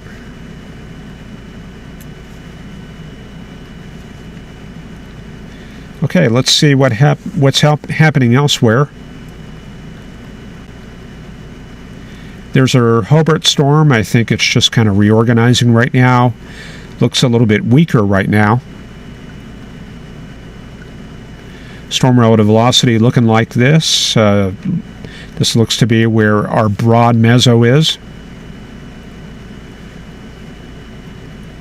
Just kind of buried in that mess right there. So we'll come back to that a little bit later and see what that's doing. Then further up the line, we're getting kind of out of range, but these cells probably have a little bit of potential, although there is extensive seeding. So these are laying down cold pools. And depending on how deep the cold pools are and how dense they are, they could or could not be detrimental to storms further to the north. You can definitely see those anvils stretching away to the northeast.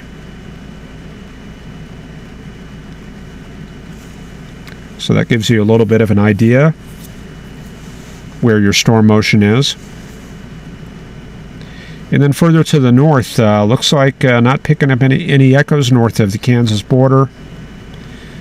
That area still, I guess, is percolating. Let me reload the satellite imagery.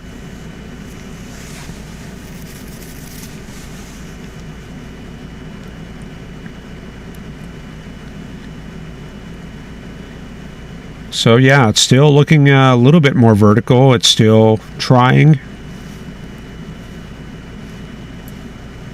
Here's the Kansas-Oklahoma state line right there. And the latest frame has towers right in this area.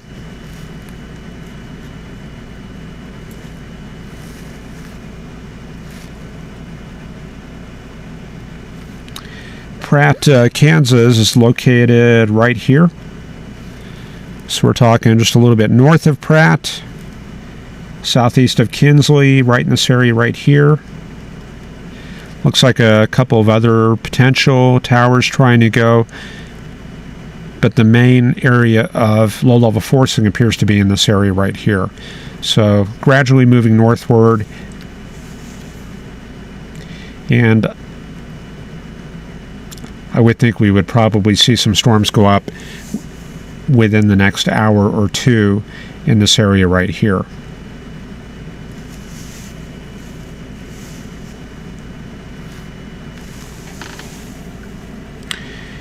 Okay, according to chat, let's see what we got going on here. Mike Wan mentioning that tornado warning. Okay, I saw that earlier. Brian says Roger Hill is on that storm in Kiowa County, Oklahoma.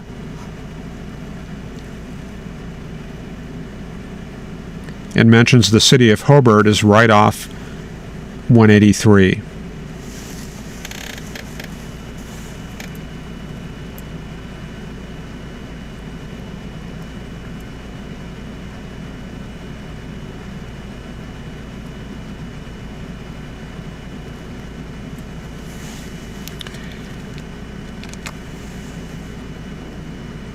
Okay, so this is the storm that we've got Roger Hill on.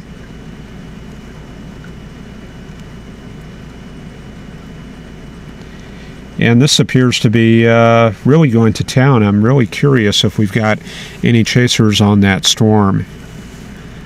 I'm going to bring up one of my other windows here and see if I can bring up a chaser position map.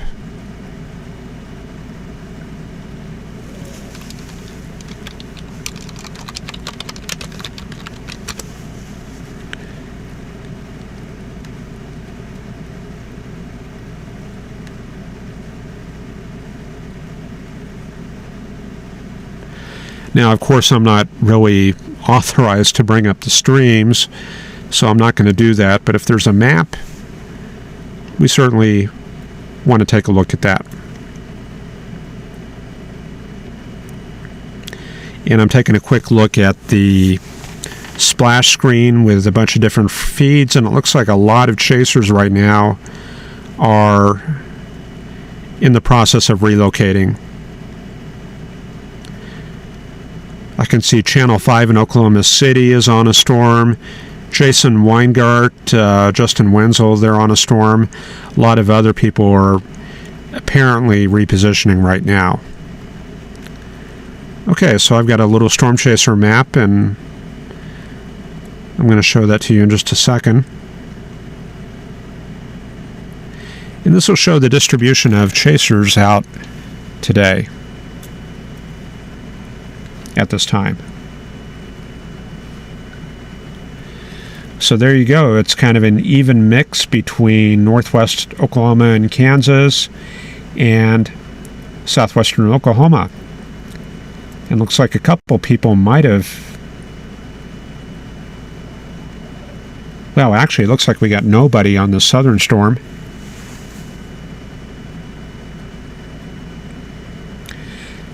On the Hobart storm, Bob Pack,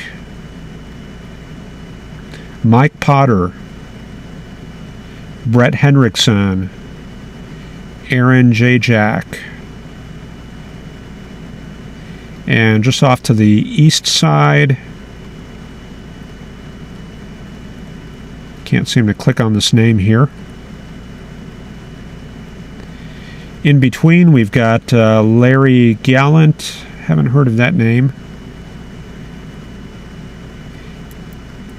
And then further up on the Woodward Gauge activity, kind of a hodgepodge of chasers.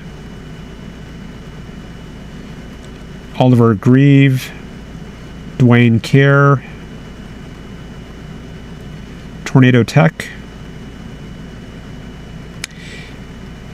And then up in the high-risk area, an assortment of chasers here waiting for things to go up. Nathan Dagley, Laney Dean, and closer to Medicine Lodge, Nathan Moore. And then we got a couple people way up near Fort McPherson, and that's not completely out of the woods there. I saw a few towers that looked like they were trying to develop in that area right here, so that's also a definite play area. Okay, so that's very cool to look at, and that's at severestudios.com. If you're all familiar with any other chase maps like this, let me know, because to tell you the truth, I don't really remember all of them. I go to some of them every year, but my memory is just not what it used to be. So let me bookmark this real quick. Severe Studios. Looks like a good place to be.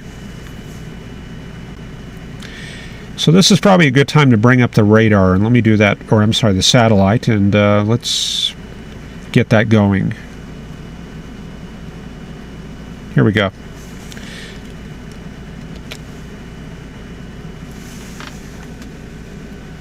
So currently it is 2020 Zulu, and latest frame we have is 412Z, so 8-minute-old data. So we have towers trying to go up in this area that I talked about earlier. No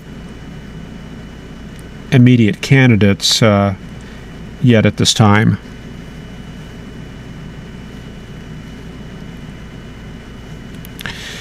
Okay, guys, if you don't mind, I'm going to go ahead and I got to keep tabs with my Chase Hotline guys and send a text message to somebody else, and I'm probably going to need about 5 or 10 minutes, grab a drink and all that, so please bear with me and I'll try to put up some stuff for you to look at.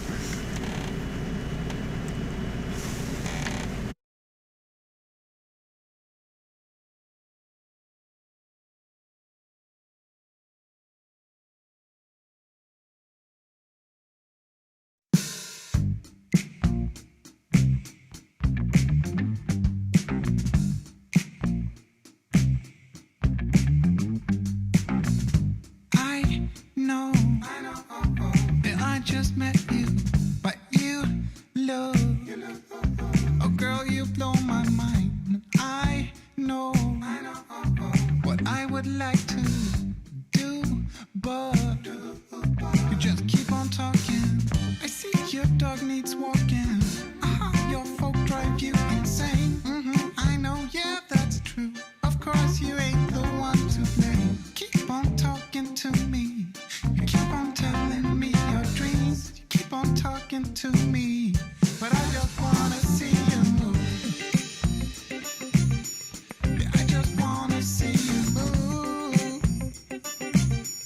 I just wanna see you move. Yeah, I just wanna see you move.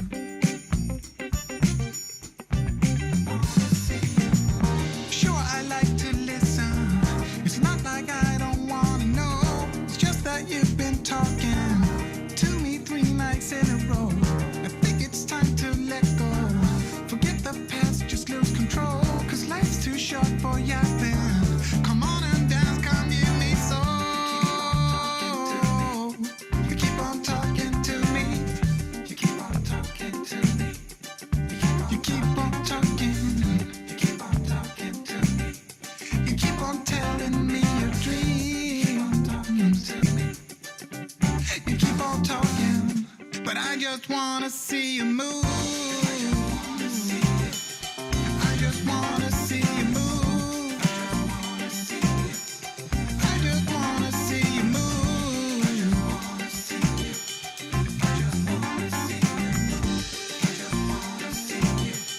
I just wanna see you move.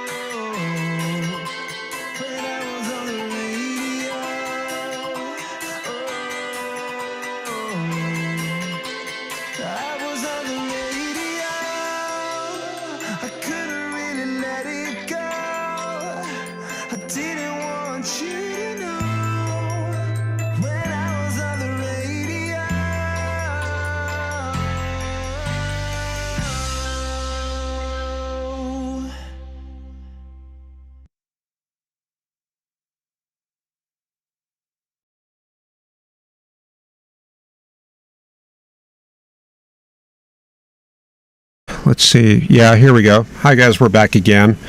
Had to do a couple of errands and do some texting, and that's just kind of, it goes with the territory of trying to run the videos and the hotline and take care of the family and all that stuff. So, let's see. Let me take a look at the chat here, see what we got going on.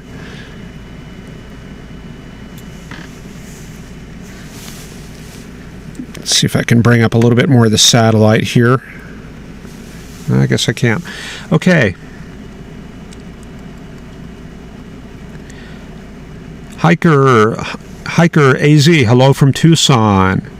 Ryan Toomey says, strong arm hook forming on the Crowell storm. Vernon, Texas appears to be lined up with it 25 miles away. And Calio Delphi was asking about the songs that I was playing. Well, it's a little bit off topic, but maybe I can help you here real quick. I just kind of grabbed a list right here. A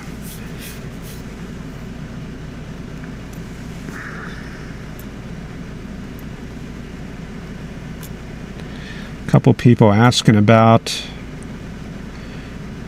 Yeah, this is the playlist I had going. I think I had on the radio before it. It was this "Love Me Conditionally." You can see the artists on here. Let me pan that down a little bit. So it's going to be something in here. So maybe you can find that. And if you don't see it in here, just run the playback later, and you can probably find it. Okay. So back to the weather. I think this is a good time to take a look at the surface data and do kind of a very quick and dirty mesoscale analysis. So we're running digital atmosphere here. Let me load the current 20Z data.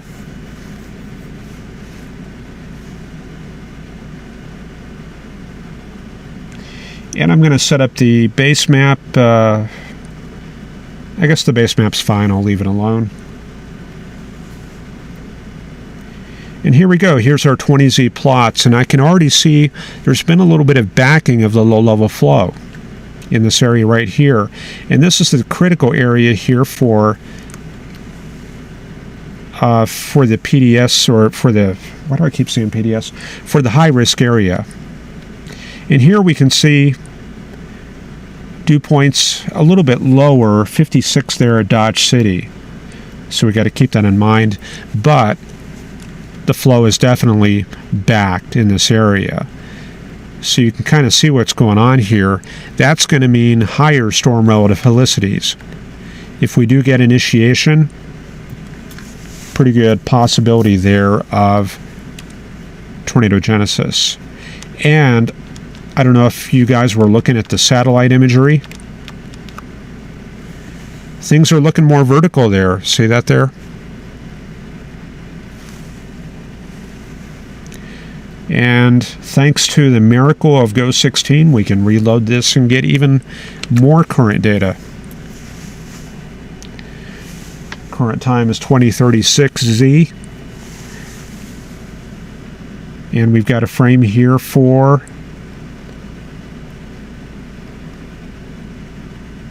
.22Z. I thought I saw a newer one come in.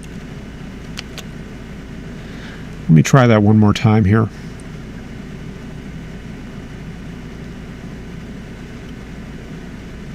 Okay, I guess 22Z is about all we got, but yeah, see this area right here? This is going to be just north of Pratt. That right there is the most vertical tower I can find. And you see this right here? That could be Cirrus, but that could also be a little bit of a turkey tower thing. And this right here, that could be a bit of a turkey tower piece.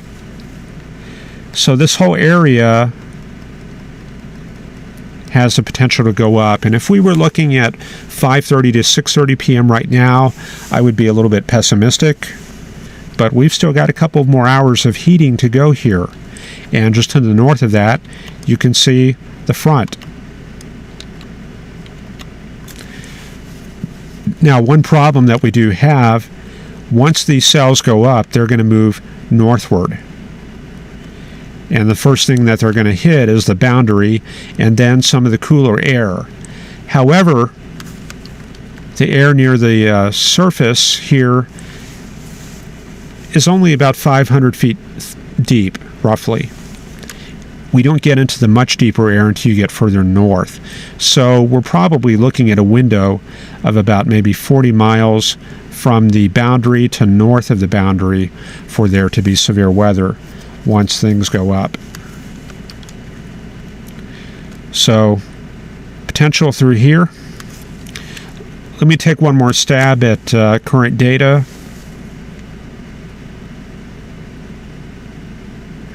And I'll go to the Kochelman site, which I think we're going to be forced to do now.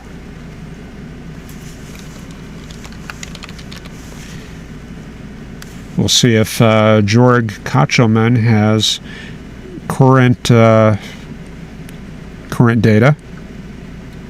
See, this is nice. The Dodge City area still getting a lot of solar heating in that region.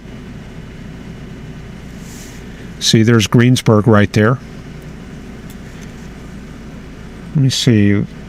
2025 UTC data. That's also a little bit old, but let me go ahead and get this sector established in case we need to go and look at that again.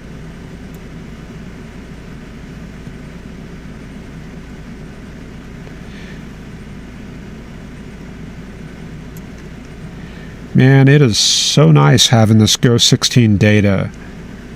It's already making a big difference for the nowcasting that I'm doing right now.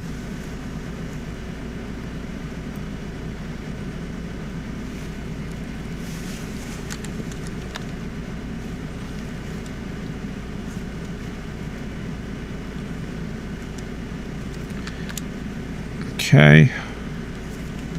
Let's see here. Switch over to the GO16. And we're looking at 25 after the hour. That is probably the latest data I have right there. So you can kind of see this whole area percolating. And we could be looking at this initially going up, but also some potential out here, all the way out near I-35, where we had a couple of rogue chasers plying the countryside in that area. Let me see if I can bring that up real quick.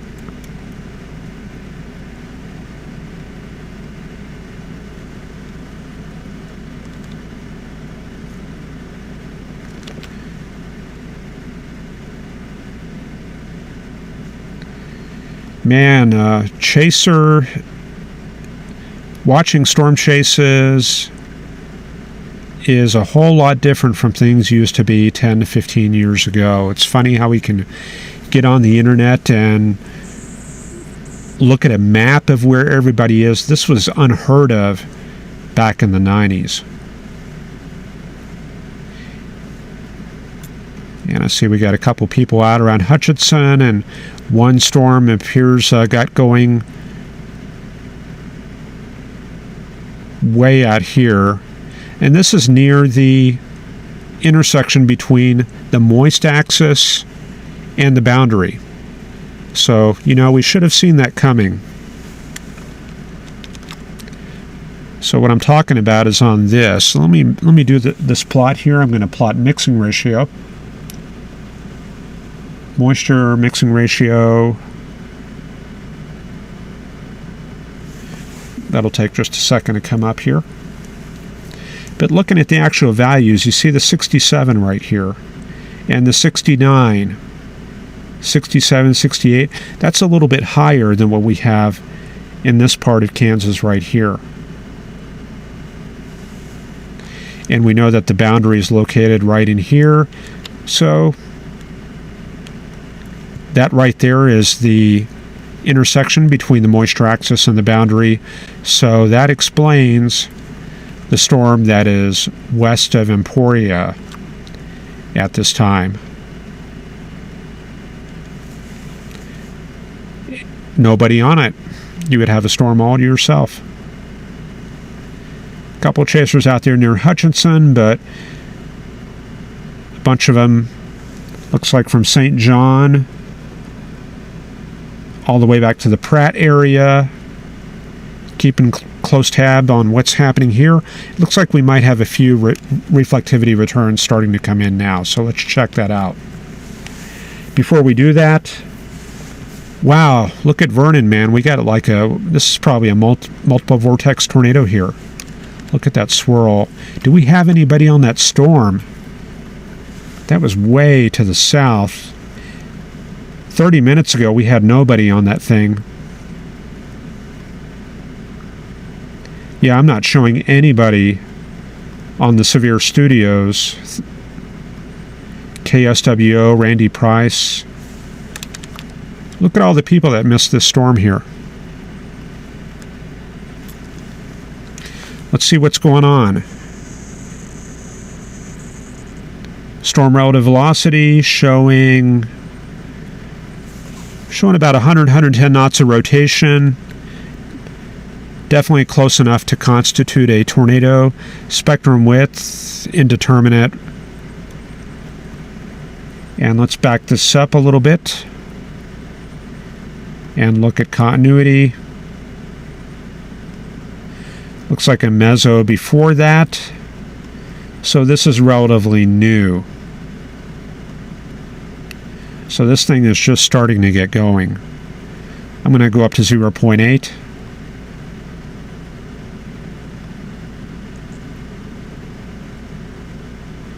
So here at this point, this is 28 past the hour. We were seeing about 110 knots of broad scale rotation. Then as it moved northeastward,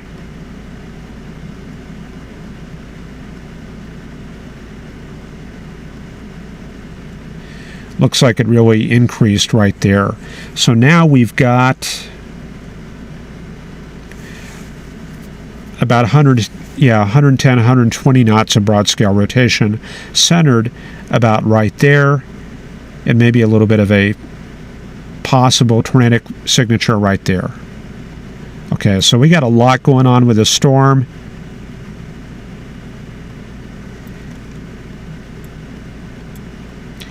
And let's see, the other storm from Hobart moving up to New Cordell towards Clinton.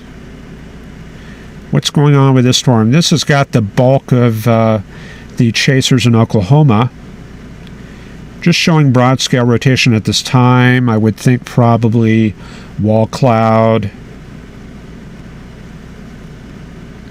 Probably tornado right there earlier. So not a bad storm. Looks like it's probably not doing a whole lot right now. If you guys are seeing something different, definitely post that in chat. That would be good information to know. But that appears to be moving to the northeast. And that'll take it towards the I-40 area near Calumet. And then up towards Gary and Kingfisher.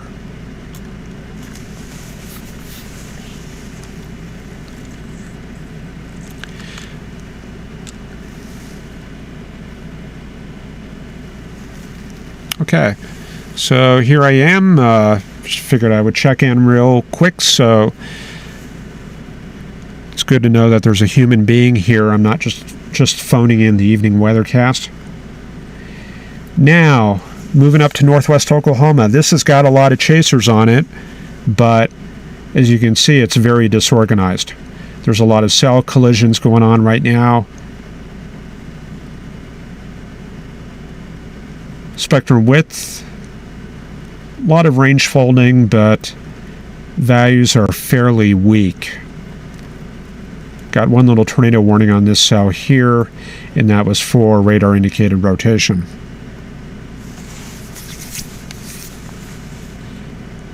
But to me, it looks like this is not really doing very much right now. Just maybe a wall cloud there. Okay, then going further up,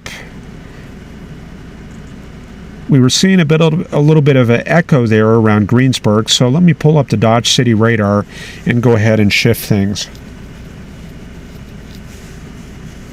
So this will take just a minute to come in, and let me switch over to the satellite data.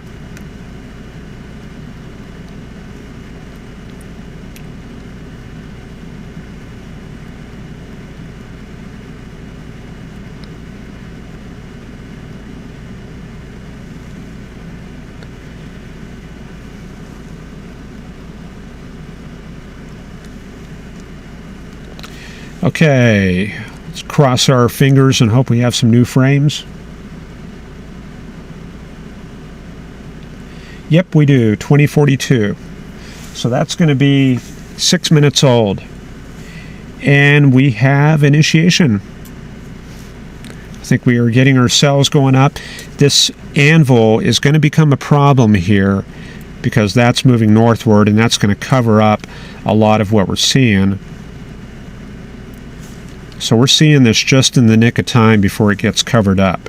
So this looks like a cell north of Pratt. Let me bring up my map here.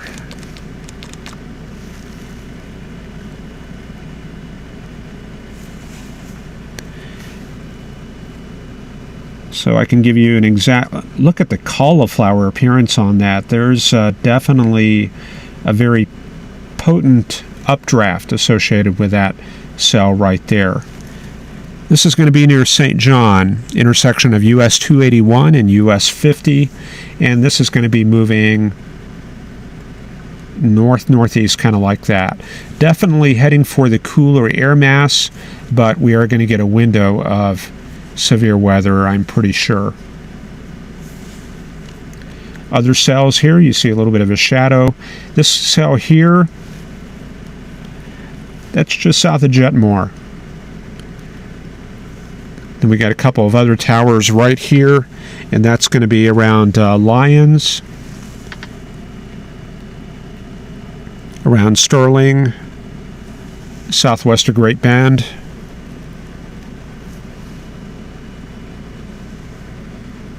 Or actually, I think I'm one more county over. Hang on a second. It's easy to get lost on these square counties in Kansas. So I'm just checking things out real quick. Okay, yeah, this cell here, this is around, that's just north of Newton. And let me see, I'm just getting my fix real quick here. Yeah, that's definitely St. John. So that's going to be coming up toward the Great Bend area and then up towards the 156 highway a little bit later. So, if you don't mind, I'm going to send a quick email to my client. Give me just a second here.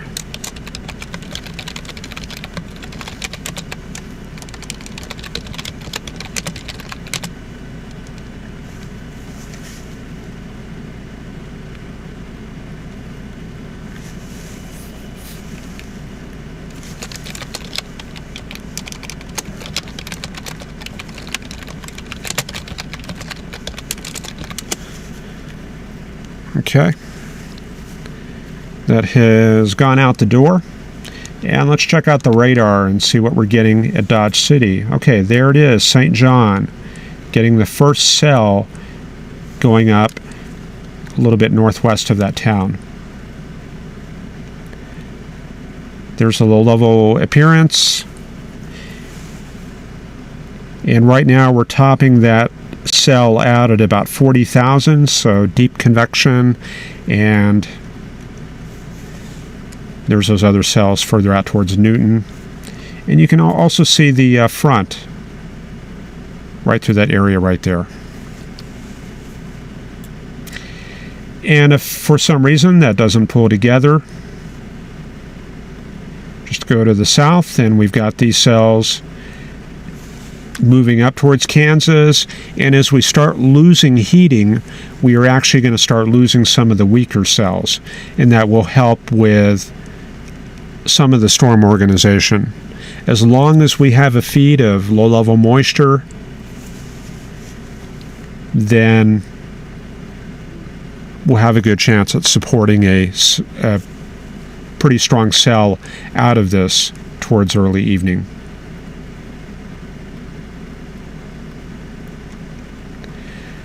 Okay, so there's what's going on there in Kansas. And let me take a quick look at chat here.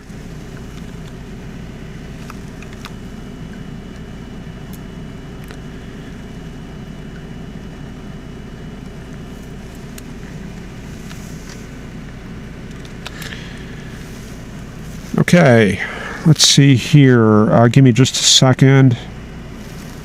Yeah, there we go. All right, guys.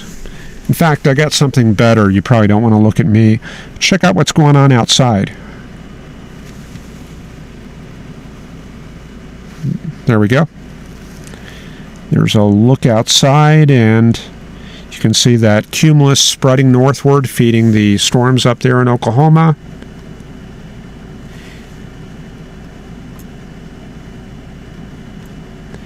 And let me see where my place is.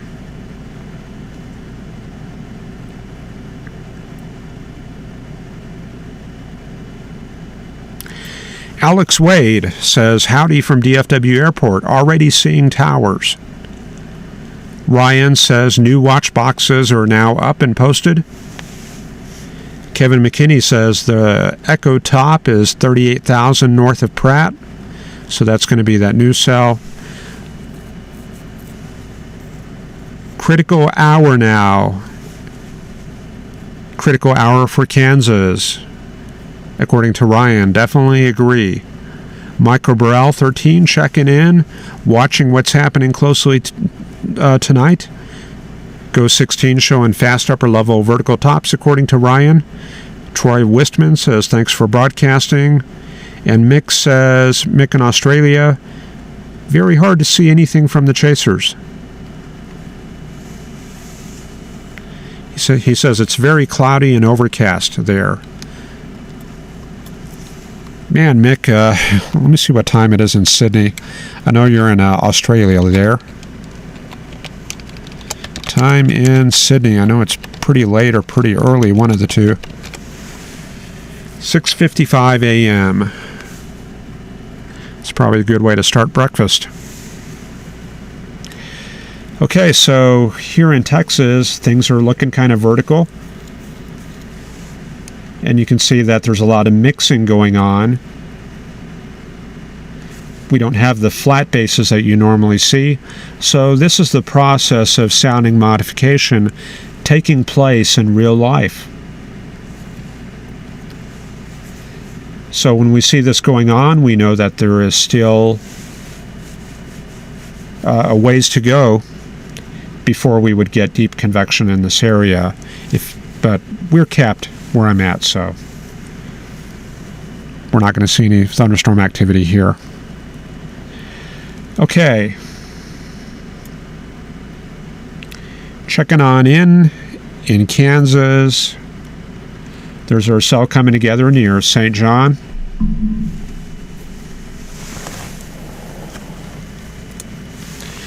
Now this cell is moving directly northward towards the frontal boundary. We're already picking up some very high DBZs. Severe thunderstorm watch going up on that.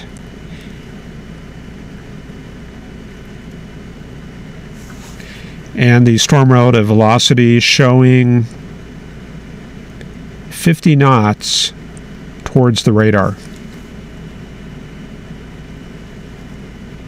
We're actually, let's call it this way, 25 knots toward the radar relative, but storm relative 50 knots. Okay.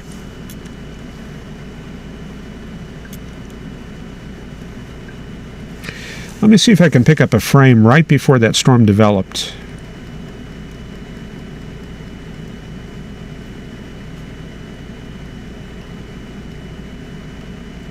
You'll notice that on the St. John storm, you don't see much in the low levels. This is up at about 6,000 feet. But if you go up to higher levels, look at that, we pick up some yellow. This is up at about 12,000. And even more of the yellow up at about 20,000. 15 to 20,000 feet is that level where we get cloud droplets first starting to develop. So we don't see that occur in the lower levels until they've appeared in the mid-levels first. See right there, that looks pretty good up there. This is up at about 25,000 earlier. So you really want to look at those levels up at 15 to 25,000 when storms are first starting to go up. And then after that, you're going to want to shift down to the lower levels. So here's where we're at right now. Got a pretty good storm there, starting to develop a little bit of a triangular appearance. Storm relative velocities. Storm is still organizing. It's still very young. Let me set the storm motion vector here real quick. Okay, so that should be pretty much representative there for our storm in Kansas. We'll go up to the higher tilts in the storm. And I think here we're starting to pick up a little bit of the meso. See here we have negative velocities. This is inbound towards the Dodge City radar. And here we have outbound in this area right here. And we've got about 35 to 50 knots this way. So this is the mid-level meso starting to become developed. And I'll put a dot right there. So you can see that's right over the inflow area, right over the updraft base right there.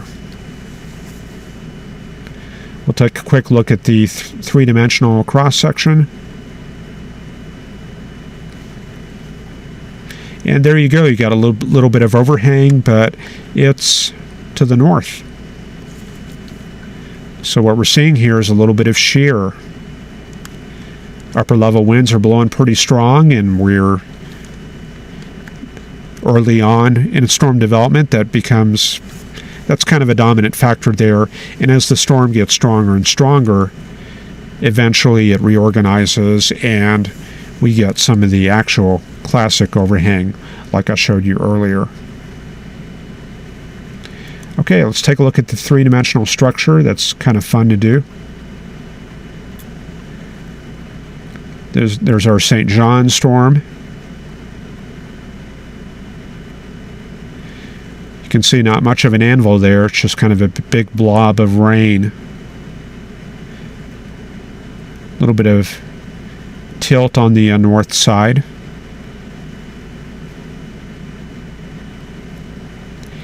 And that's the story of what we got there in St. John. Up in Kansas, this is in the high-risk area. And we have other cells going up in that area too. So we'll keep an eye on that as the afternoon goes on. So let me see if I can launch 2 instances of GR level 2, and we'll see if we can track the Oklahoma storms.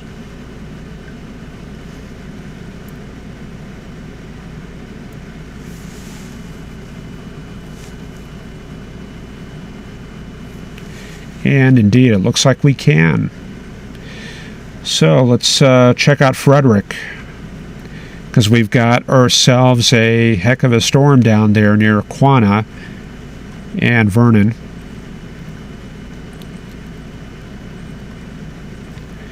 So we'll get that data coming in here. If you guys are watching the chaser feeds and see anything interesting, please pass it along in chat. I'm not able to watch it right now, so that would be very educational.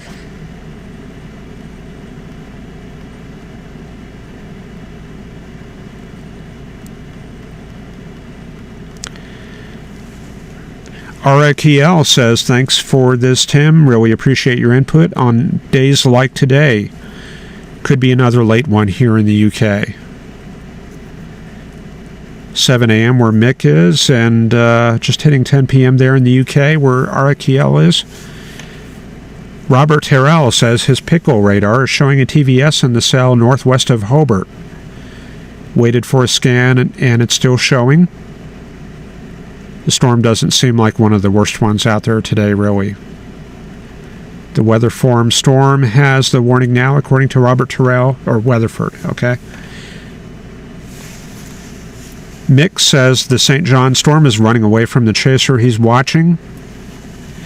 Yeah, man, that's one advantage of being up in Kansas. Storms up in Kansas are moving to the north. A lot of road networks go north-south.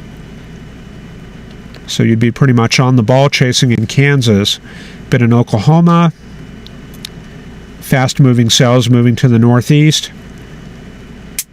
That's going to be a big headache to go after. We followed the cell coming from Hobart earlier. Now it's coming up on the Weatherford area. And that's definitely a difficult navigational challenge. Okay, let's check out the Vernon storm, getting close to the radar here. So when we get close to the radar, we want to kind of like maybe go up a couple of tilts, kind of weeds out some of the ground clutter.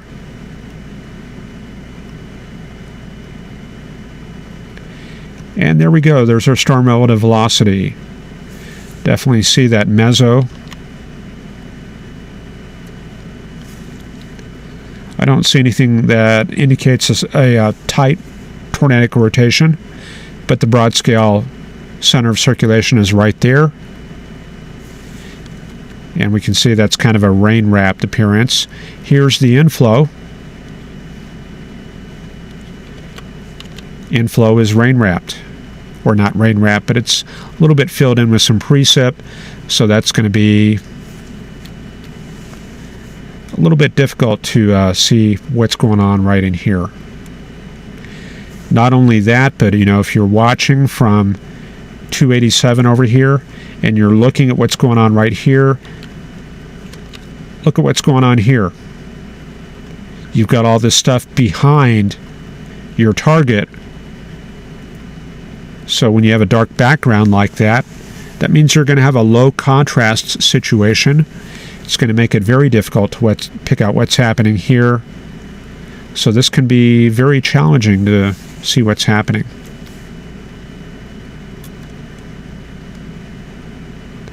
So we're getting a little bit of an HP-ish structure going on right now. This could be a transition, maybe a little bit of cyclic development in the cell, or it could be just gravitating over to HP. We'll just have to check back in about 10 minutes and see what's going on. But in any case, the best place for chasers down south of the Red River, it's going to be east of Vernon, along Interstate, or not, along US 287, right in this area here. So that's going to be within this rain-free base area, and you'll probably get a look at whatever is rotating out in this area. And more importantly, you've got a good escape path to the southeast. Further up the line, pretty good break there, and then we hit a couple of cells up here, kind of a small, looks like a multi-cell there near New Cordell. I don't know, it looks like some pretty good rotation there. Got probably about 60 knots of rotation. Maybe a wall cloud. Let's see. Yeah, right in that area. That could be a small supercell.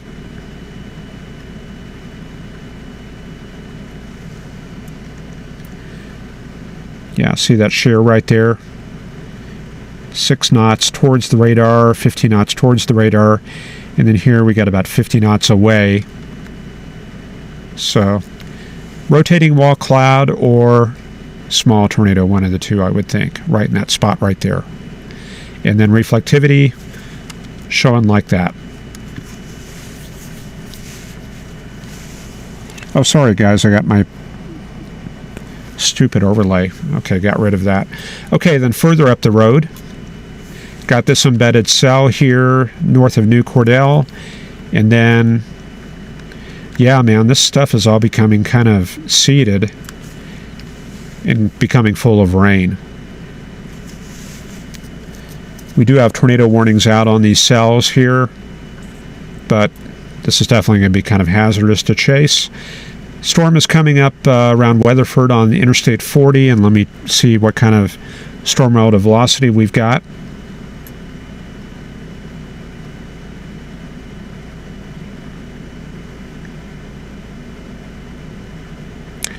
We're going to have to switch the storm motion vector a little bit. Okay, there, that's a little bit better. Got about 50 knots of rotation right there. That's going to be in the subdraft area right there. And that's going to be heading up towards Interstate 40, about 4 miles east of Weatherford, towards the hydro area. So I don't know if anybody's actually watching this on the road, but if you're on Interstate 40, you want to avoid the area from Weatherford to 10 miles east of Weatherford. I would go east and get out of the way of that thing. Okay. Further up the road, let's see here, up in northwest Oklahoma, continued tornado warning on the Taloga storm, but doesn't look too impressive.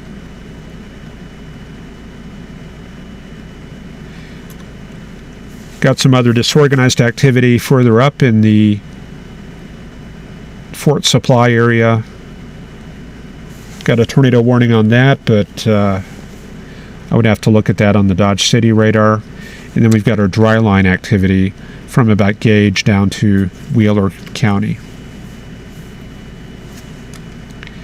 Okay, time to grab a satellite image here.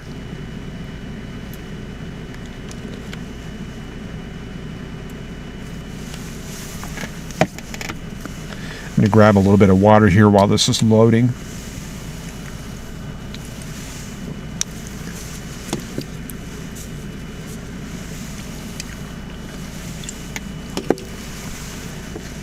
And I'm about out of water, so give me just a moment, please.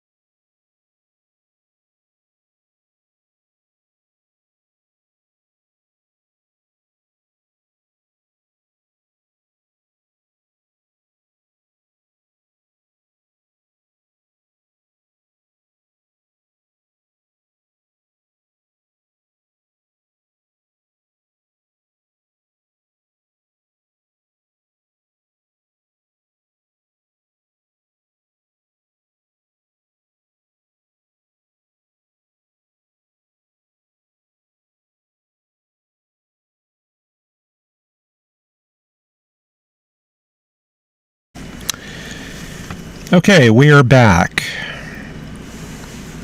Had to grab a LaCroix water out of the fridge here. So as you noticed, we're looking at thunderstorms going up there in Kansas. And on that very last frame there, got the start of an anvil right there in the St. John area. And also more cells going up around the Dodge City area. This is directly along the frontal boundary that we pointed out earlier on that surface analysis. Unfortunately, it's being covered up by anvils from the south. So that would be pretty unfortunate if we were trying to forecast initiation in this area. We're kind of dead in the water with that satellite, but it looks like the Oklahoma convection held off until the last minute there, so that worked out pretty well. Okay.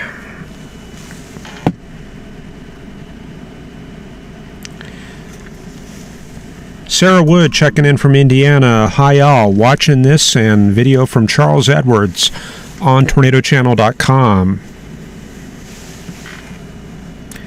Yeah, I remember Charles Edwards. He used to hang out with me and Gene Roden. I would head over to... We used to have a little bit of a storm chaser community there back in the late 90s. Jim Leonard, and trying to think of some names from around there. Rich Thompson, of course. That was a while back. I haven't seen Charles Edwards since then, though.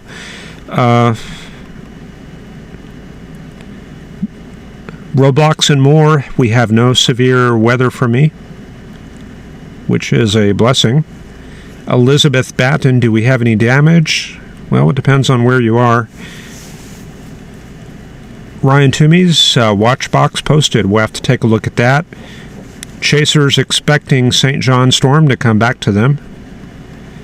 Storms initiating west-southwest of Dallas, according to Ryan. I have to take a look at that. I think several of the models were forecasting development along the Interstate 20 area. So yeah, that would be of some concern for me here. Troy Wistman, a new storm warning just went up for the Vernon storm. Okay, let's take a look. This is the Frederick radar. And I think the first thing we should look at before we head south is the risk to the interstate. The interstate is not showing up very well. I may have to change the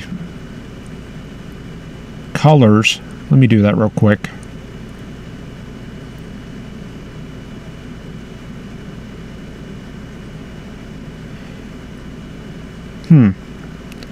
Can't figure out what happened to the setting for the... Oh. Yeah, settings, roads, there we go. I'm going to change the interstate color to blue so that stands out a little bit better. There we go. There you go. So you can see the interstate, that's I-40, and we were looking at possibly a wall cloud or a slight chance of a tornado going over the interstate. So taking a look at storm relative velocity, things don't look too bad right now. Just kind of broad scale rotation. Base velocity confirming that. I'm going to have to actually adjust the storm motion vector.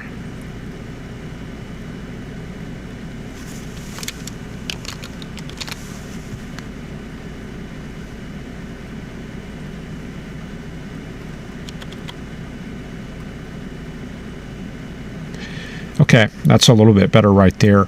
I don't see an immediate problem on the interstate. Looks like the main hail core has passed over the Weatherford area. So that would be about the primary immediate hazard. And then the wind circulations coming up on the I-40 area are not that strong right now. But we do have a couple of other cells to the south, and we would just have to keep an eye on those. And then we have this other tail end storm around New Cordell that'll gradually be making its way northeastward over the next 15 to 20 minutes. high base disorganized cells behind that cluster. And then looks like our Vernon cell has disorganized a little bit.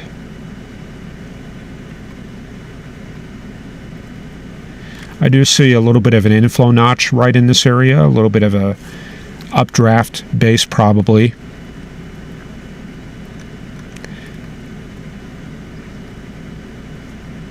Let me see what's going on with the velocities here. Still got a circulation in that thing. Ground relative, we have 47 out at 1,500 feet, and then about 32 in. So that's about 60 knots of rotation right there. So definitely got some rotation going on, I would think, at this time, right in this area here. I'm going to have to adjust those vectors again. Let me do that real quick.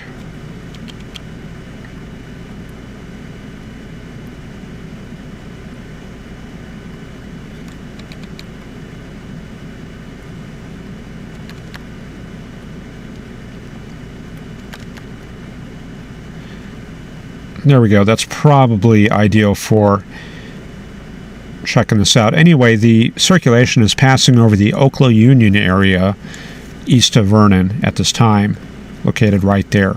So I'm going to drop this dot right in the center of that circulation, and you can compare that to the reflectivity, and you'll notice that that's in this updraft area. We should see a bit of a rain-free base, somewhat rain-free base, but anyway, it's going to look like a big old dark base, probably a little bit of rotation in the cloud, and then there will probably be some strong winds associated with this feature right here. You can see ground relative winds in that, showing about 35 knots. Not too strong, so I guess I don't see too much of an immediate threat to US 287. And then all the stuff down here looks fairly disorganized. Don't see any high velocities except for maybe this stuff here. This is going to be south of Vernon, about 10 miles. Yeah, not a whole lot going on right there. And Ryan said something about west-southwest of Dallas. Maybe Ryan is talking about this cell here, south of Abilene. Yeah, that's definitely going up there too also. All right. So that's what's going on in Texas and Oklahoma. And that brings us back up to the Dodge City area. And we've got a much different picture going on at this time. Full-scale initiation is underway. And the question is, which is going to become the dominant storm? That's anybody's guess. At this point, you're going to want to go, for the most part, visual, especially if you're down on one of these roads. But let's see what we can determine using radar.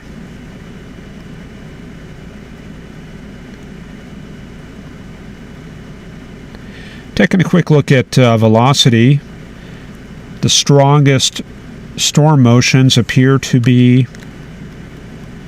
on the cell north of St. John, southeast of Great Bend, right in this area here. So I'm looking at this area right there. Keep in mind the radar is located in this direction right there. Your greens, those are always going to be inbound like that. Your reds are always going to be outbound. Okay, so you see what's going on right there? So this here looks to be maybe like a bit of divergence. I'll put a dot right there in the center. So green. Yep, velocities. You take a look down at the bottom.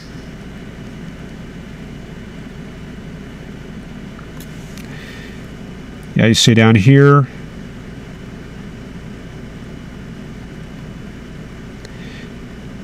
Greens inbound negative.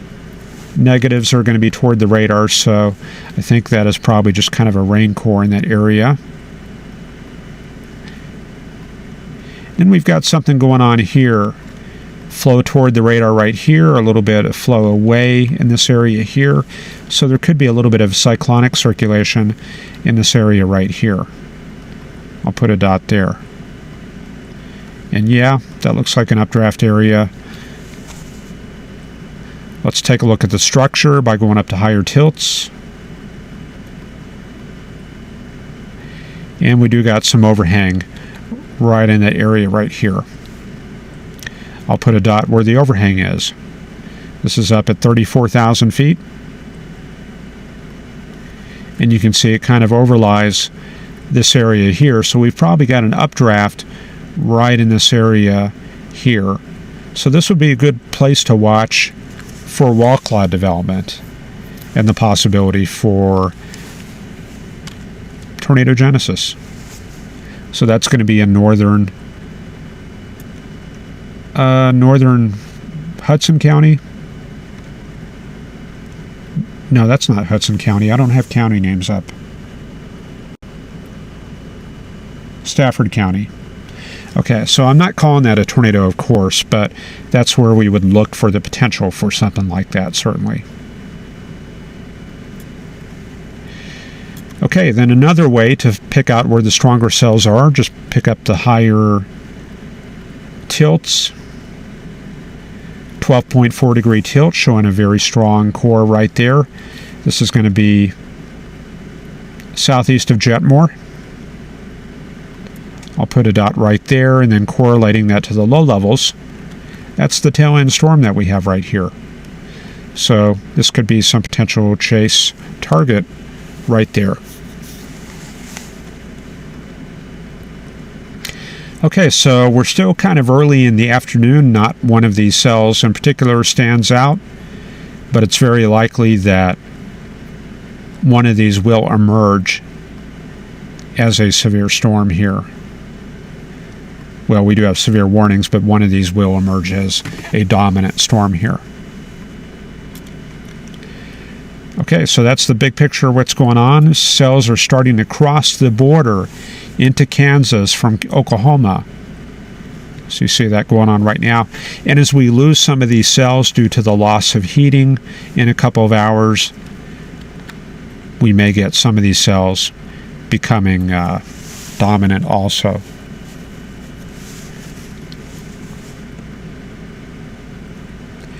And wow, look at that. You can see the boundaries very well there.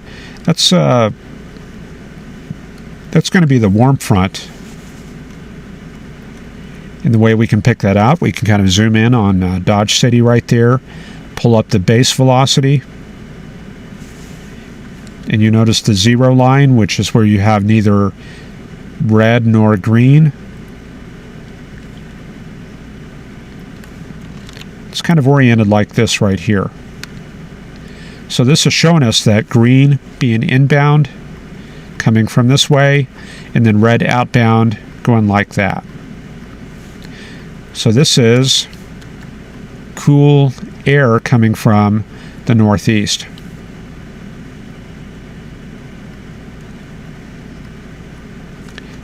And that's the leading edge of that cool air going through Dodge City.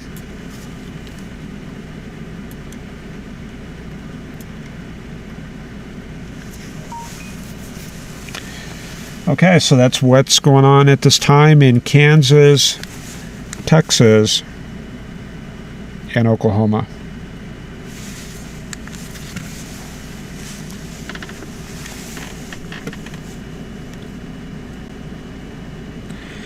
Greg Schultz says the Kansas storms look more linear to him right now.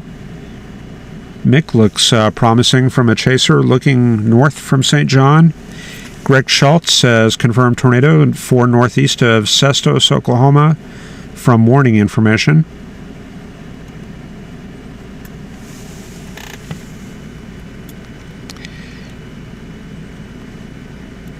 And maybe this will be a good time to check out the satellite imagery.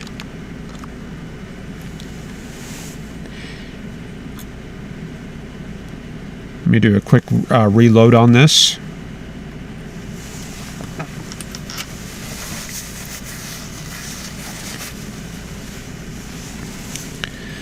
You notice it looks like we've got a cell starting to go up around the Newton area here, around 235. Or is that Highway 135? I forgot, but in any case, that's north of Wichita. And that's just off the edge right here. So that's another potential cell, kind of out on its own. In that last frame there, that anvil looks pretty impressive right there. Okay, then we'll take a look a little further south, and you can see the other anvils. Not much else to see, so we're kind of getting towards the end of the value of the satellite data. But if the radar data went out, then we would probably turn back and start using this once again. But I think we're probably almost done with the use of this satellite data. So in any case, 428, this is probably a good time to take a look at the surface data. And then after that, we'll take a look at the SPC experimental forecast page.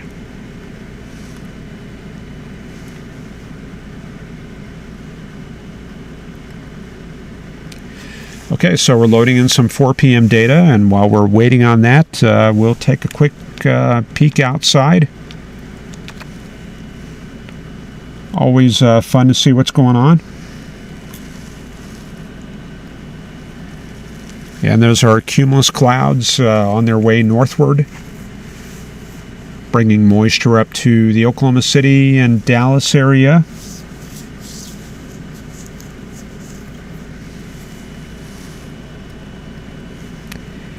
And then back to our surface chart.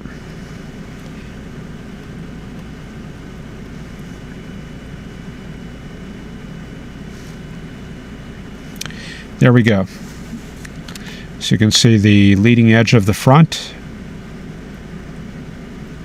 running something like that. Then the dry line is going to extend down, looks like maybe a little bit west of Canadian, almost to the Cap Rock here, and then off down to the south. The winds in the tropical sector, you can see they're out of the southeast, about 140 to 150, and that's always good for storm relative helicity. That helps give you that corkscrewing in the atmosphere.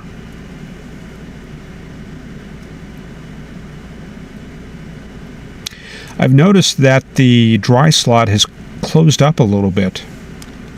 I think earlier we had a bit of a dry slot like that, and that's closed up. I think the dry line is receding due to this very strong moisture advection. So we probably got some upper level lift kind of working in this area, some cyclogenesis out in southeast Colorado, and that's helping to push the dry line further west.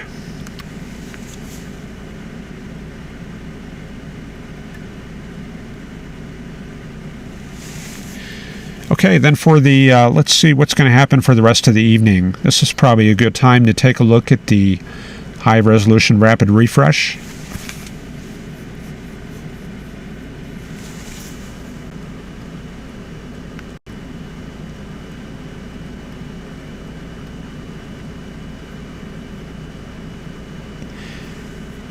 High resolution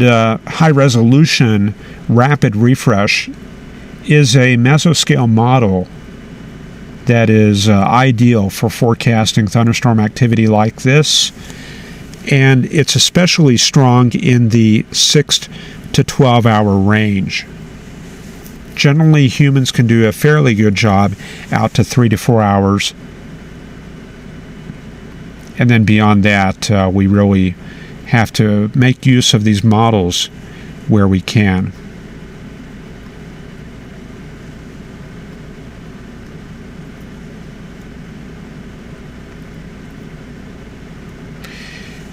I got a good idea. Let's dial this back to 15Z and see how well the high resolution rapid refresh model verified. Since we've got a pretty clear picture of what's going on outside right now. This is based on the 15Z data. In fact, let me dial this back to 12Z before that disappears. So let's see what the model was forecasting for earlier.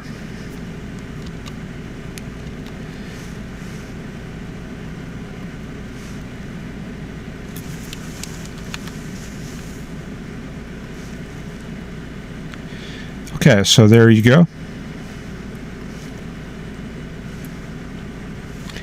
There's 9 a.m., there's 10 a.m., and there's 1 p.m. We see an outbreak of cells around the Altus area down to Crowell. It forecasted that around 1 p.m., and that's actually pretty close to what happened, surprisingly. So actually, I think it did pretty well on that. Let's see what happened through the rest of the day. 20Z, this is 3 p.m. So this is about an hour ago. So obviously, this did not happen. This did not happen.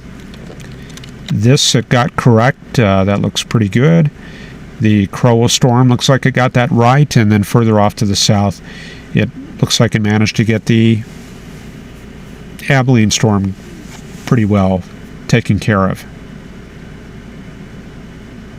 So the model looks like it probably overestimated development further back in the moist axis. But along the boundaries, I think it actually did a pretty good job. This is the current verification of the 12Z model. So look at that. It looks like it's breaking out convection along the boundary. I think it did a pretty good job.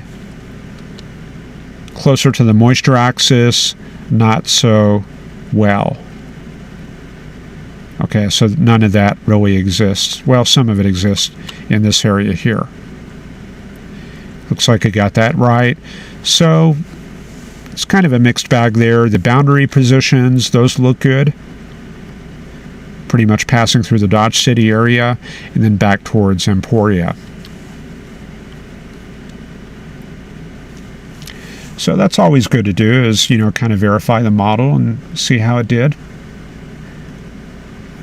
There's another model that I sometimes look at, and that's the Severe Storms Laboratory, WRF.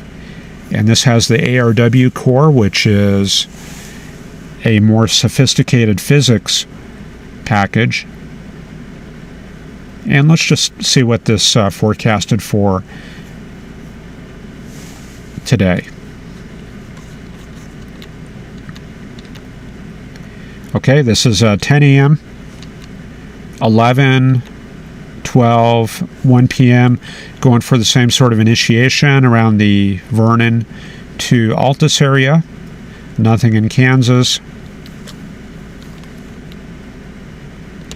And then look at this. I went for more of an MCS, like a squall line.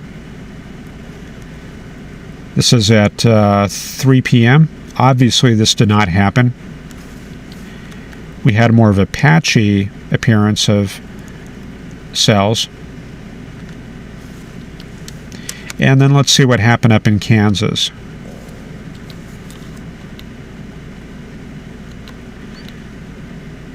Okay, there's something up here, but this looks like it propagated from Alva. But it looks like it did go for some development along the boundary, and then that pushed it northward during the evening, and this is at 7 p.m.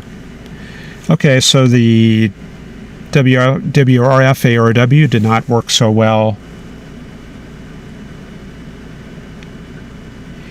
And before I let this go, let me just think if there's anything else we can look at. In AM 3 kilometer. Let me check that out and see what that did. Here's 1 p.m. This is the 6-hour forecast of 1 p.m. Forecasted initiation just pretty well there in southwestern Oklahoma. This looked okay, I think, maybe a little bit further east. This is at 4 p.m. This is for right now. This actually looks pretty decent. It's sort of got the Crowell storm here, which is actually right in this area. It got this cluster here a little bit off. And then I think it kind of got some of the initiation that took place there around St. John. So props to the NAM 3 kilometer. And then just kind of like forecasting ahead for the evening. Looks like a lot of these cells along the front push to the north and get into the deeper cool air.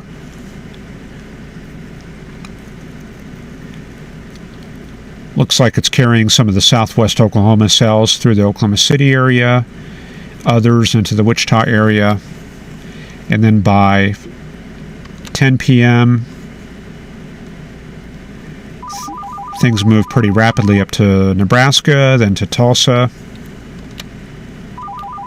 And then we get a bit of an MCS there in Missouri. Okay, you know what that means. Sorry about that. We'll be back, and I'll be back in just a second.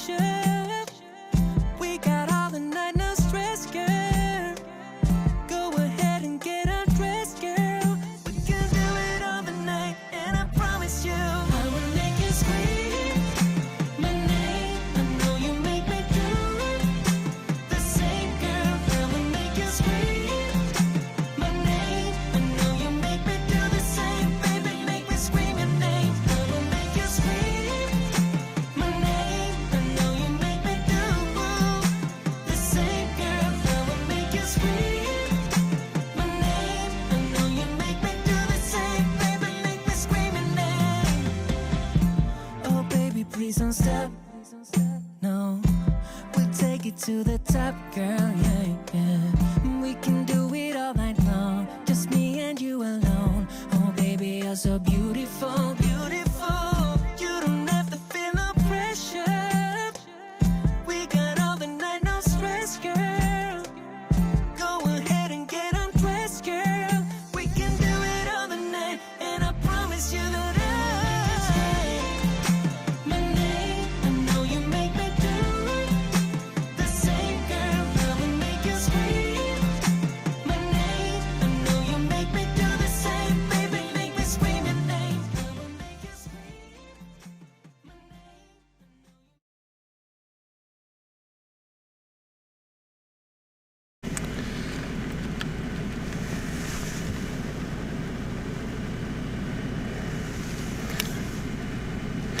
Hey guys, I'm back. Had to spend a bit of time on the phone there.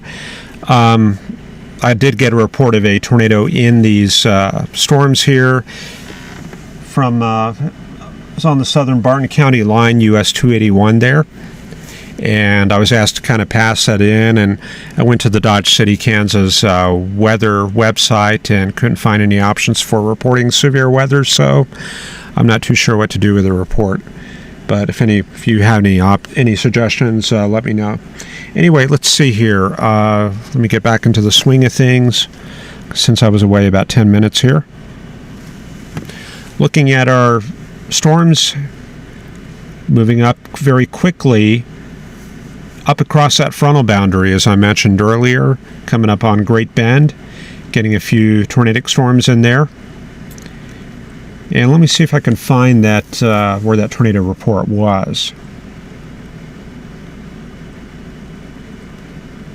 Barton County, that's going to be the one.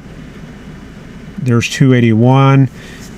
Yeah, the tornado occurred right there, just south of Great Bend, about 6 miles south of there.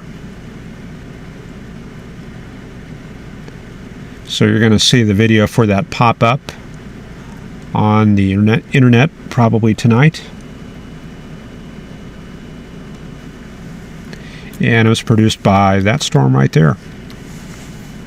Storm relative velocity at this time not showing a whole lot right now, surprisingly. Let's see if I can dial this back a little bit, see if we see a different presentation earlier. And that was about 15 minutes ago when that happened. That would be about 22:45 or 21:45. 21:45 takes us to about right there.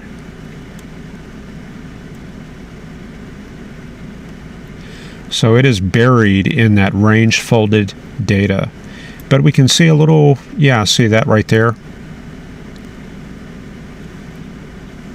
Problem is the radar site is off to the west-southwest. We don't have a good way of picking out that rotation very well. We got 42 knots inbound in this area right here. That is just not a very good angle for picking that up. Go up to a higher tilt, see if there's any help there.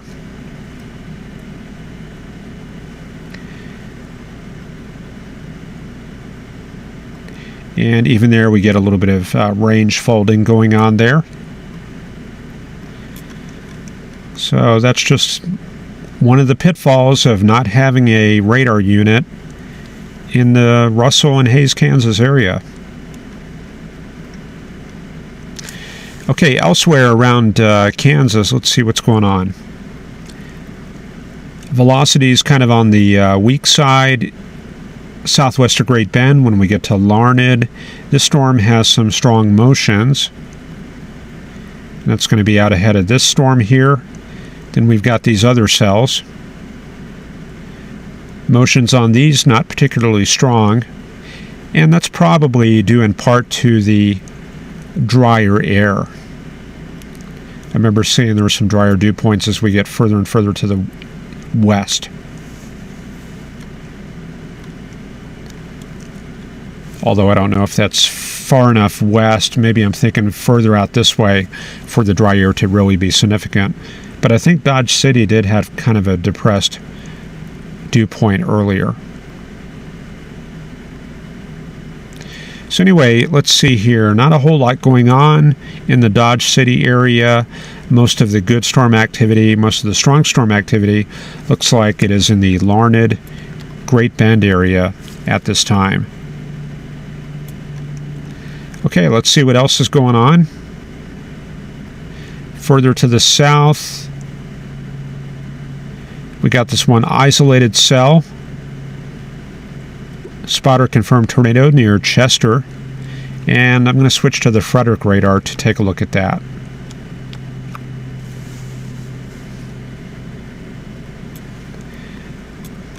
So there we go. That storm is kind of sitting out there by itself. Here's our earlier storm that has moved up from Weatherford, crossing up towards Watauga. Storm relative velocity showing, let's see here. Looks like we got about 26 out in this area and about 37 in. This is getting pretty far from the radar also. So maybe a little bit of a couplet right in that spot right there. And then on the tail end storm, we've got this thing going on here.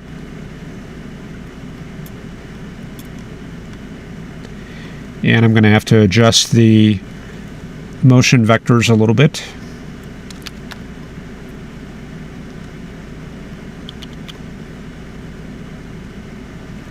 Let's see, that's probably a little bit better there.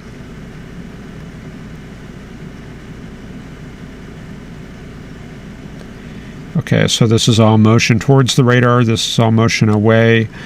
This is indicative of a rotational couplet in this area here.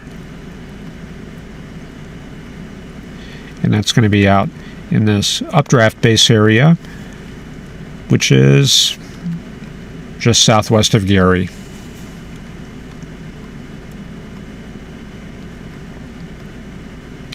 Then further down the line, we've got kind of a mess going on here. We've got what looks like a little bit of a supercellular structure on this Frederick storm. It's going right over the radar. So the inflow area is right in this area here. And let's check out the storm relative velocities. Got some pretty tight rotation right in this area here. You can see we got about 69 out. And maybe about 25 in. That's going to be close to about 80 knots of rotation, with a diameter of only about a quarter mile. So this was probably going to be a tornado on the ground right there, right at the cusp of that hook. And spectrum width showing a little bit of a interesting feature there. Kind of outlining the rain-free, the rear flank downdraft. See that right there? And so in the middle of that, we've got the more homogeneous precipitation types, probably largely just rain and maybe small hail. And then on the fringes of that, probably a mixture of some debris and maybe some larger hail falling out from the updraft. And now we've got an update.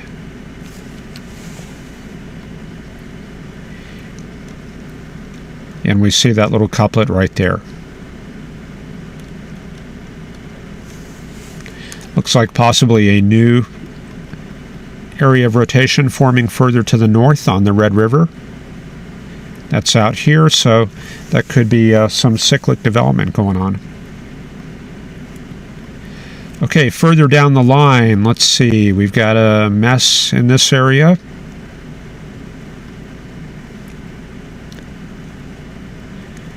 Base velocity just showing weaker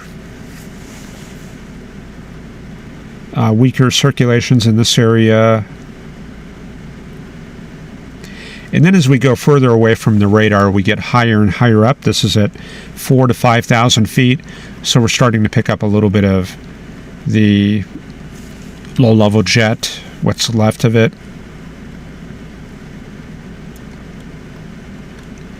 And then further down, looks like we got some storms down around the Abilene area, moving up towards Baird and towards the Dias radar site.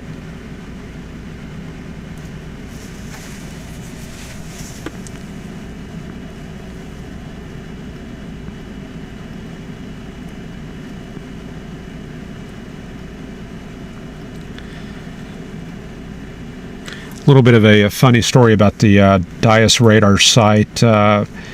Some of you may know I used to work at Dias Air Force Base. I worked at the weather station there, and I was qualified on the WSR-88D all the way back in '93. And I did something stupid one night when I was working night shifts. I switched over the power source on the Dias radar without putting it in standby.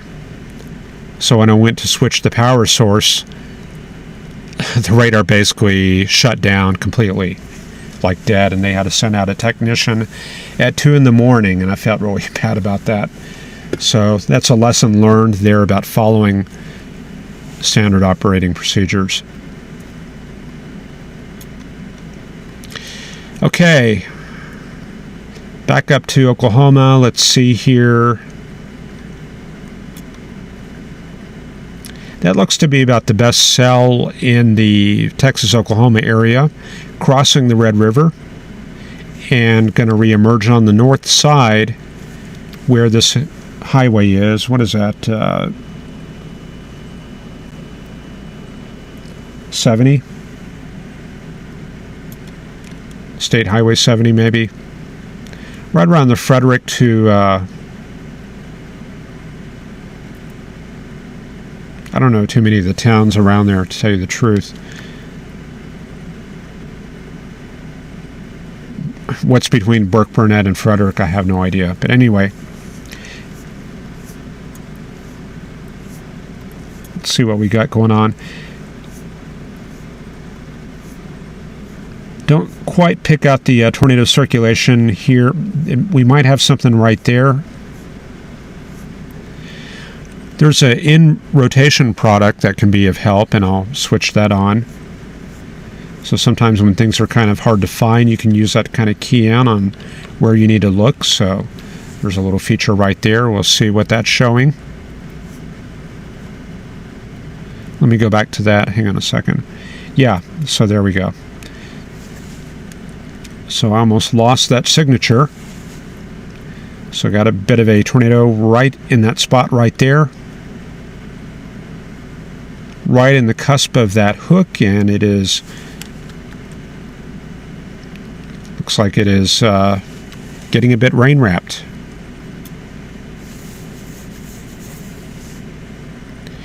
And so while you look at that, let me head over to the live storm chase reports and see who's in that area. I'm curious if anybody made it down to that storm.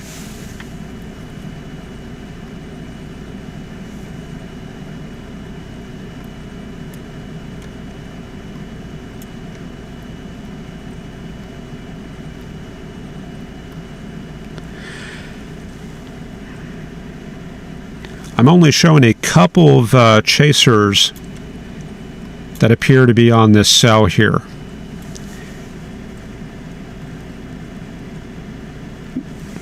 Ken Niskern seems to be streaming. Sean Cobb, they don't appear to be streaming. I'm not really too sure if those guys are active or not. The majority of chasers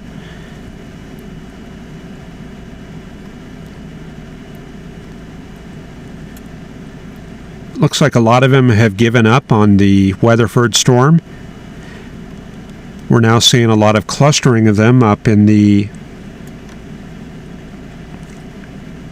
Alva area and a bunch up in Kansas at this time. So we're talking about this area here. I think we're Let me take a look at the feed. Yeah, we've got chasers on this storm here, and there's a lot of chasers back on these other disorganized storms at this time.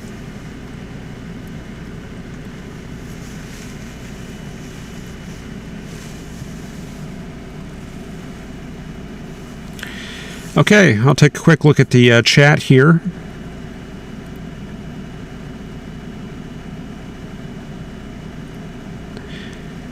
Mick says, going to turn into a big mess maybe. Greg Schultz, do you use NWS chat? No, I don't. I actually don't use that. I don't really have enough to report since I don't actually do much chasing right now. Greg Schultz says chasers should sign up for Spotter Network. Allows direct reporting through Radar Scope and Pickle 3.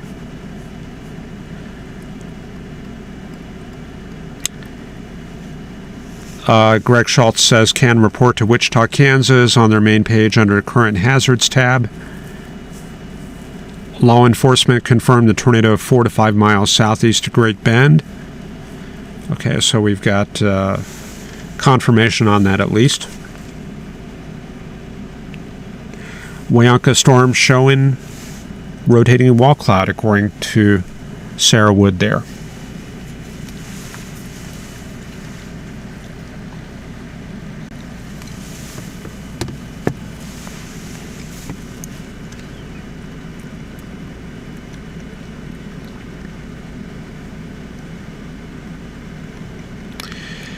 Okay, let's see here. This storm here near Watauga, let me check on this real quick. It's looking kind of interesting. I think it's starting to come within range of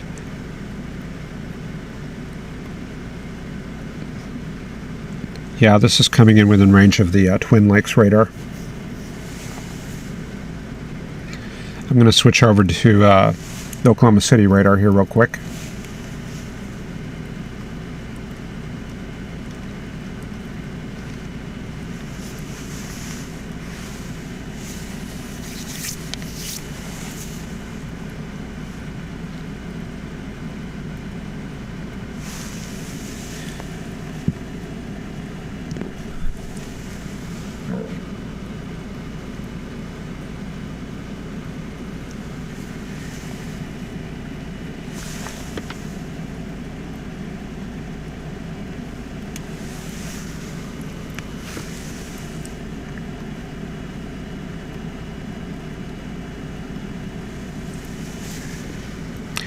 And here we go. Looking at the Watauga storm.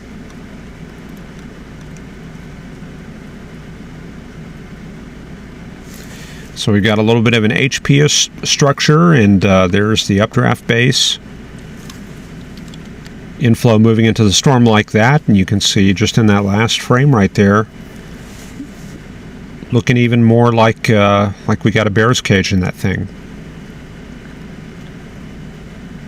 And look at those velocities. Let me take a quick look and just make sure that these values are legit, because sometimes we do have de-aliasing problems.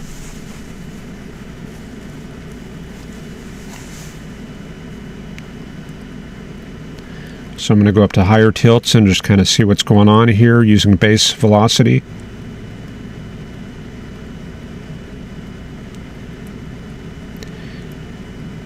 And I'll take a look at storm relative velocity.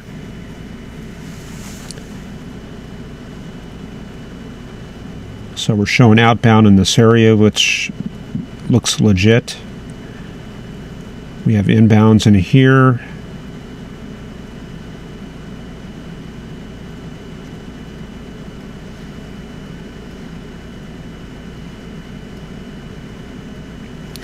Yeah, it looks like that does kind of correlate to where we would expect rotation to be, kind of like right there, northwest of Geary.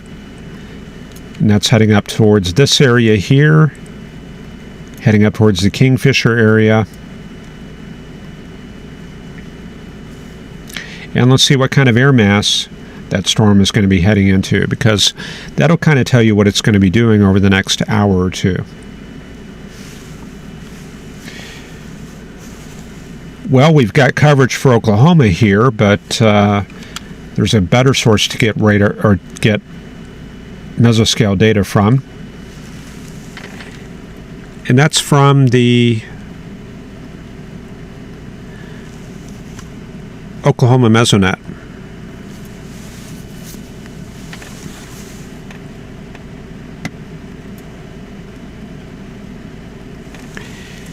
And let's see here, I'm not getting any plots.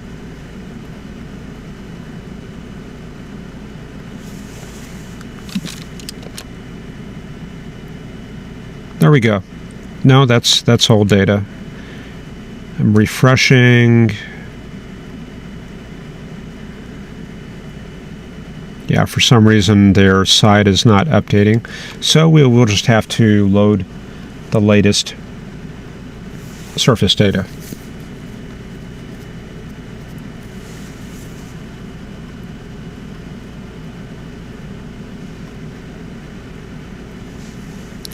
Okay, so there's what we have going on, and what I'm looking at is the moisture axis. We've got 70-degree dew points right there at Chickasha, 68 at Ardmore. So this appears to be the moisture axis right in this area, and the dew points look a little bit weaker in this area here. So probably what we would see is maybe a slight weakening trend as it moves along and east of I-35, I think.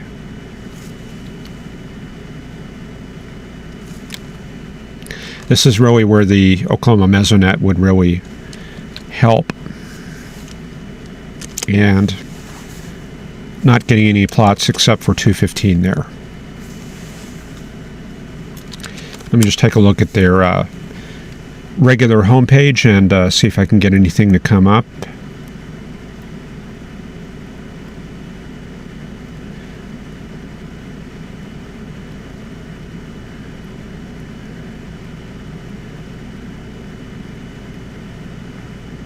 Yeah, it seems like their website is not working for some reason. Okay. So anyway, that's kind of what I look for when I'm kind of assessing what the prospect for these storms are going to be as they move further east. So what I'm talking about is like Kingfisher and Guthrie, what the storm is going to be doing when it gets out in that area. But for the time being, in the next 20 to 30 minutes, let's see, what do we got here? Pretty strong rotation, and I think we've got ourselves a possible tornado on the ground here. This is either going to be a strongly rotating wall cloud or a tornado on the ground. And this looks to be pretty reliable. I've got about 47 in, 32 to 40 out. That's going to be about 80 to 90 knots of rotation, centered about right there.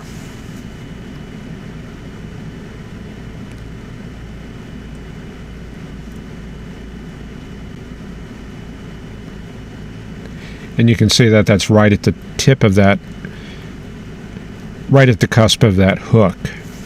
And this is the bear's cage right there. So this is where you would be trying to get a shot of the tornado if you could, but that would be very difficult.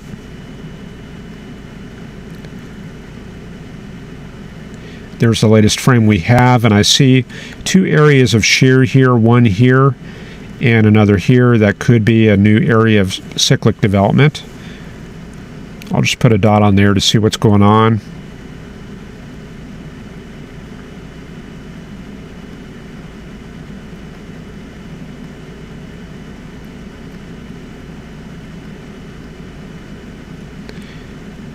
And this looks to be like the old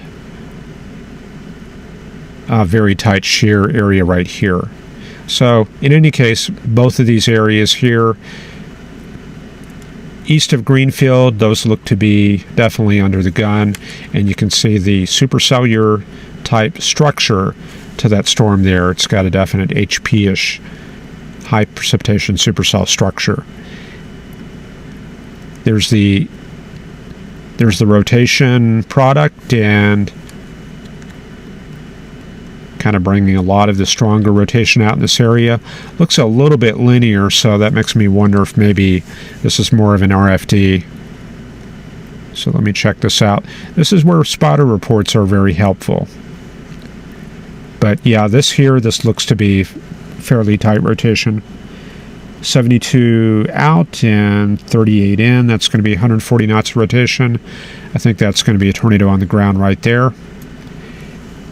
And that's going to be extreme northeast or extreme northwest Canadian County and the adjoining parts of Blaine County where that's happening. So right there.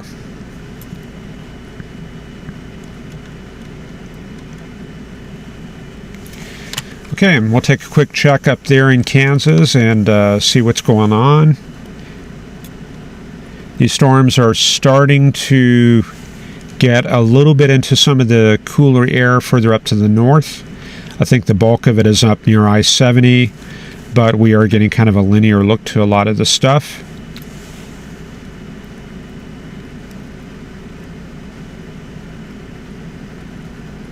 Don't see anything here that stands out as far as tornadic activity. Man, we got so much to cover here. Anyway, let's see. Let me see what else is going on. I'll take one more check down here in the Texas area, and we've got this other cell going on along the Red River just north of Burke-Burnett. So that also looks to have some tornado potential there as it approaches I-44.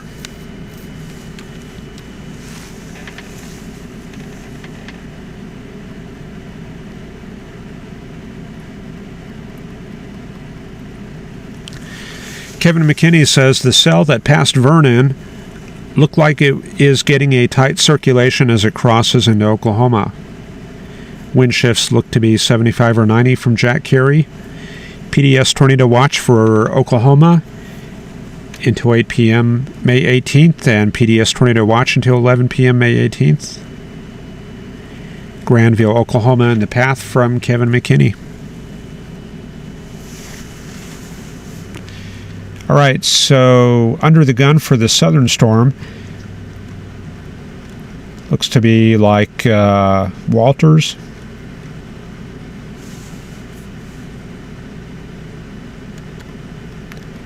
Walters, possibly up to Duncan.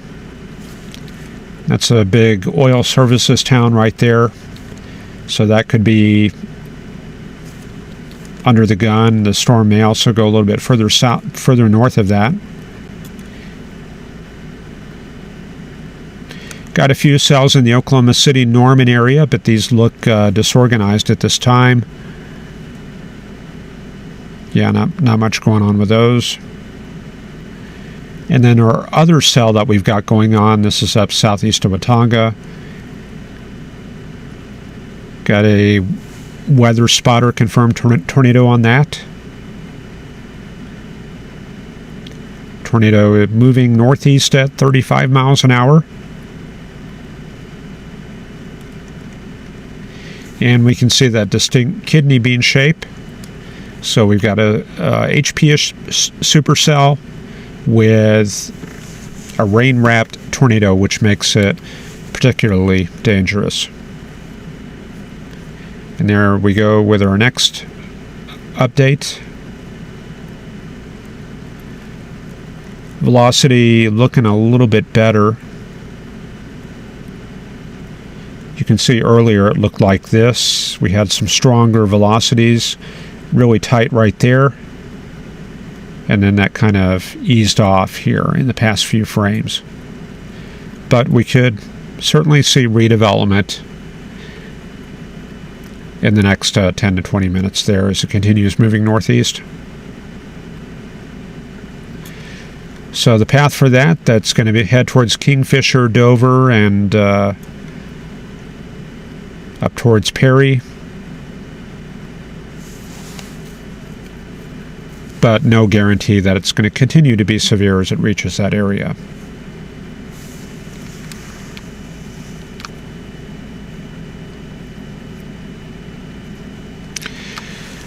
Okay. Let's see here. Well, guys, I think that's probably going to have to just about do it for today, because I'm getting about to the end of my my limits here, and I need to reconnect with the client that I've got out chasing, and I've got to talk with the family about dinner and all that stuff. So now that we've got storms going up, I kind of wanted to use this opportunity to talk about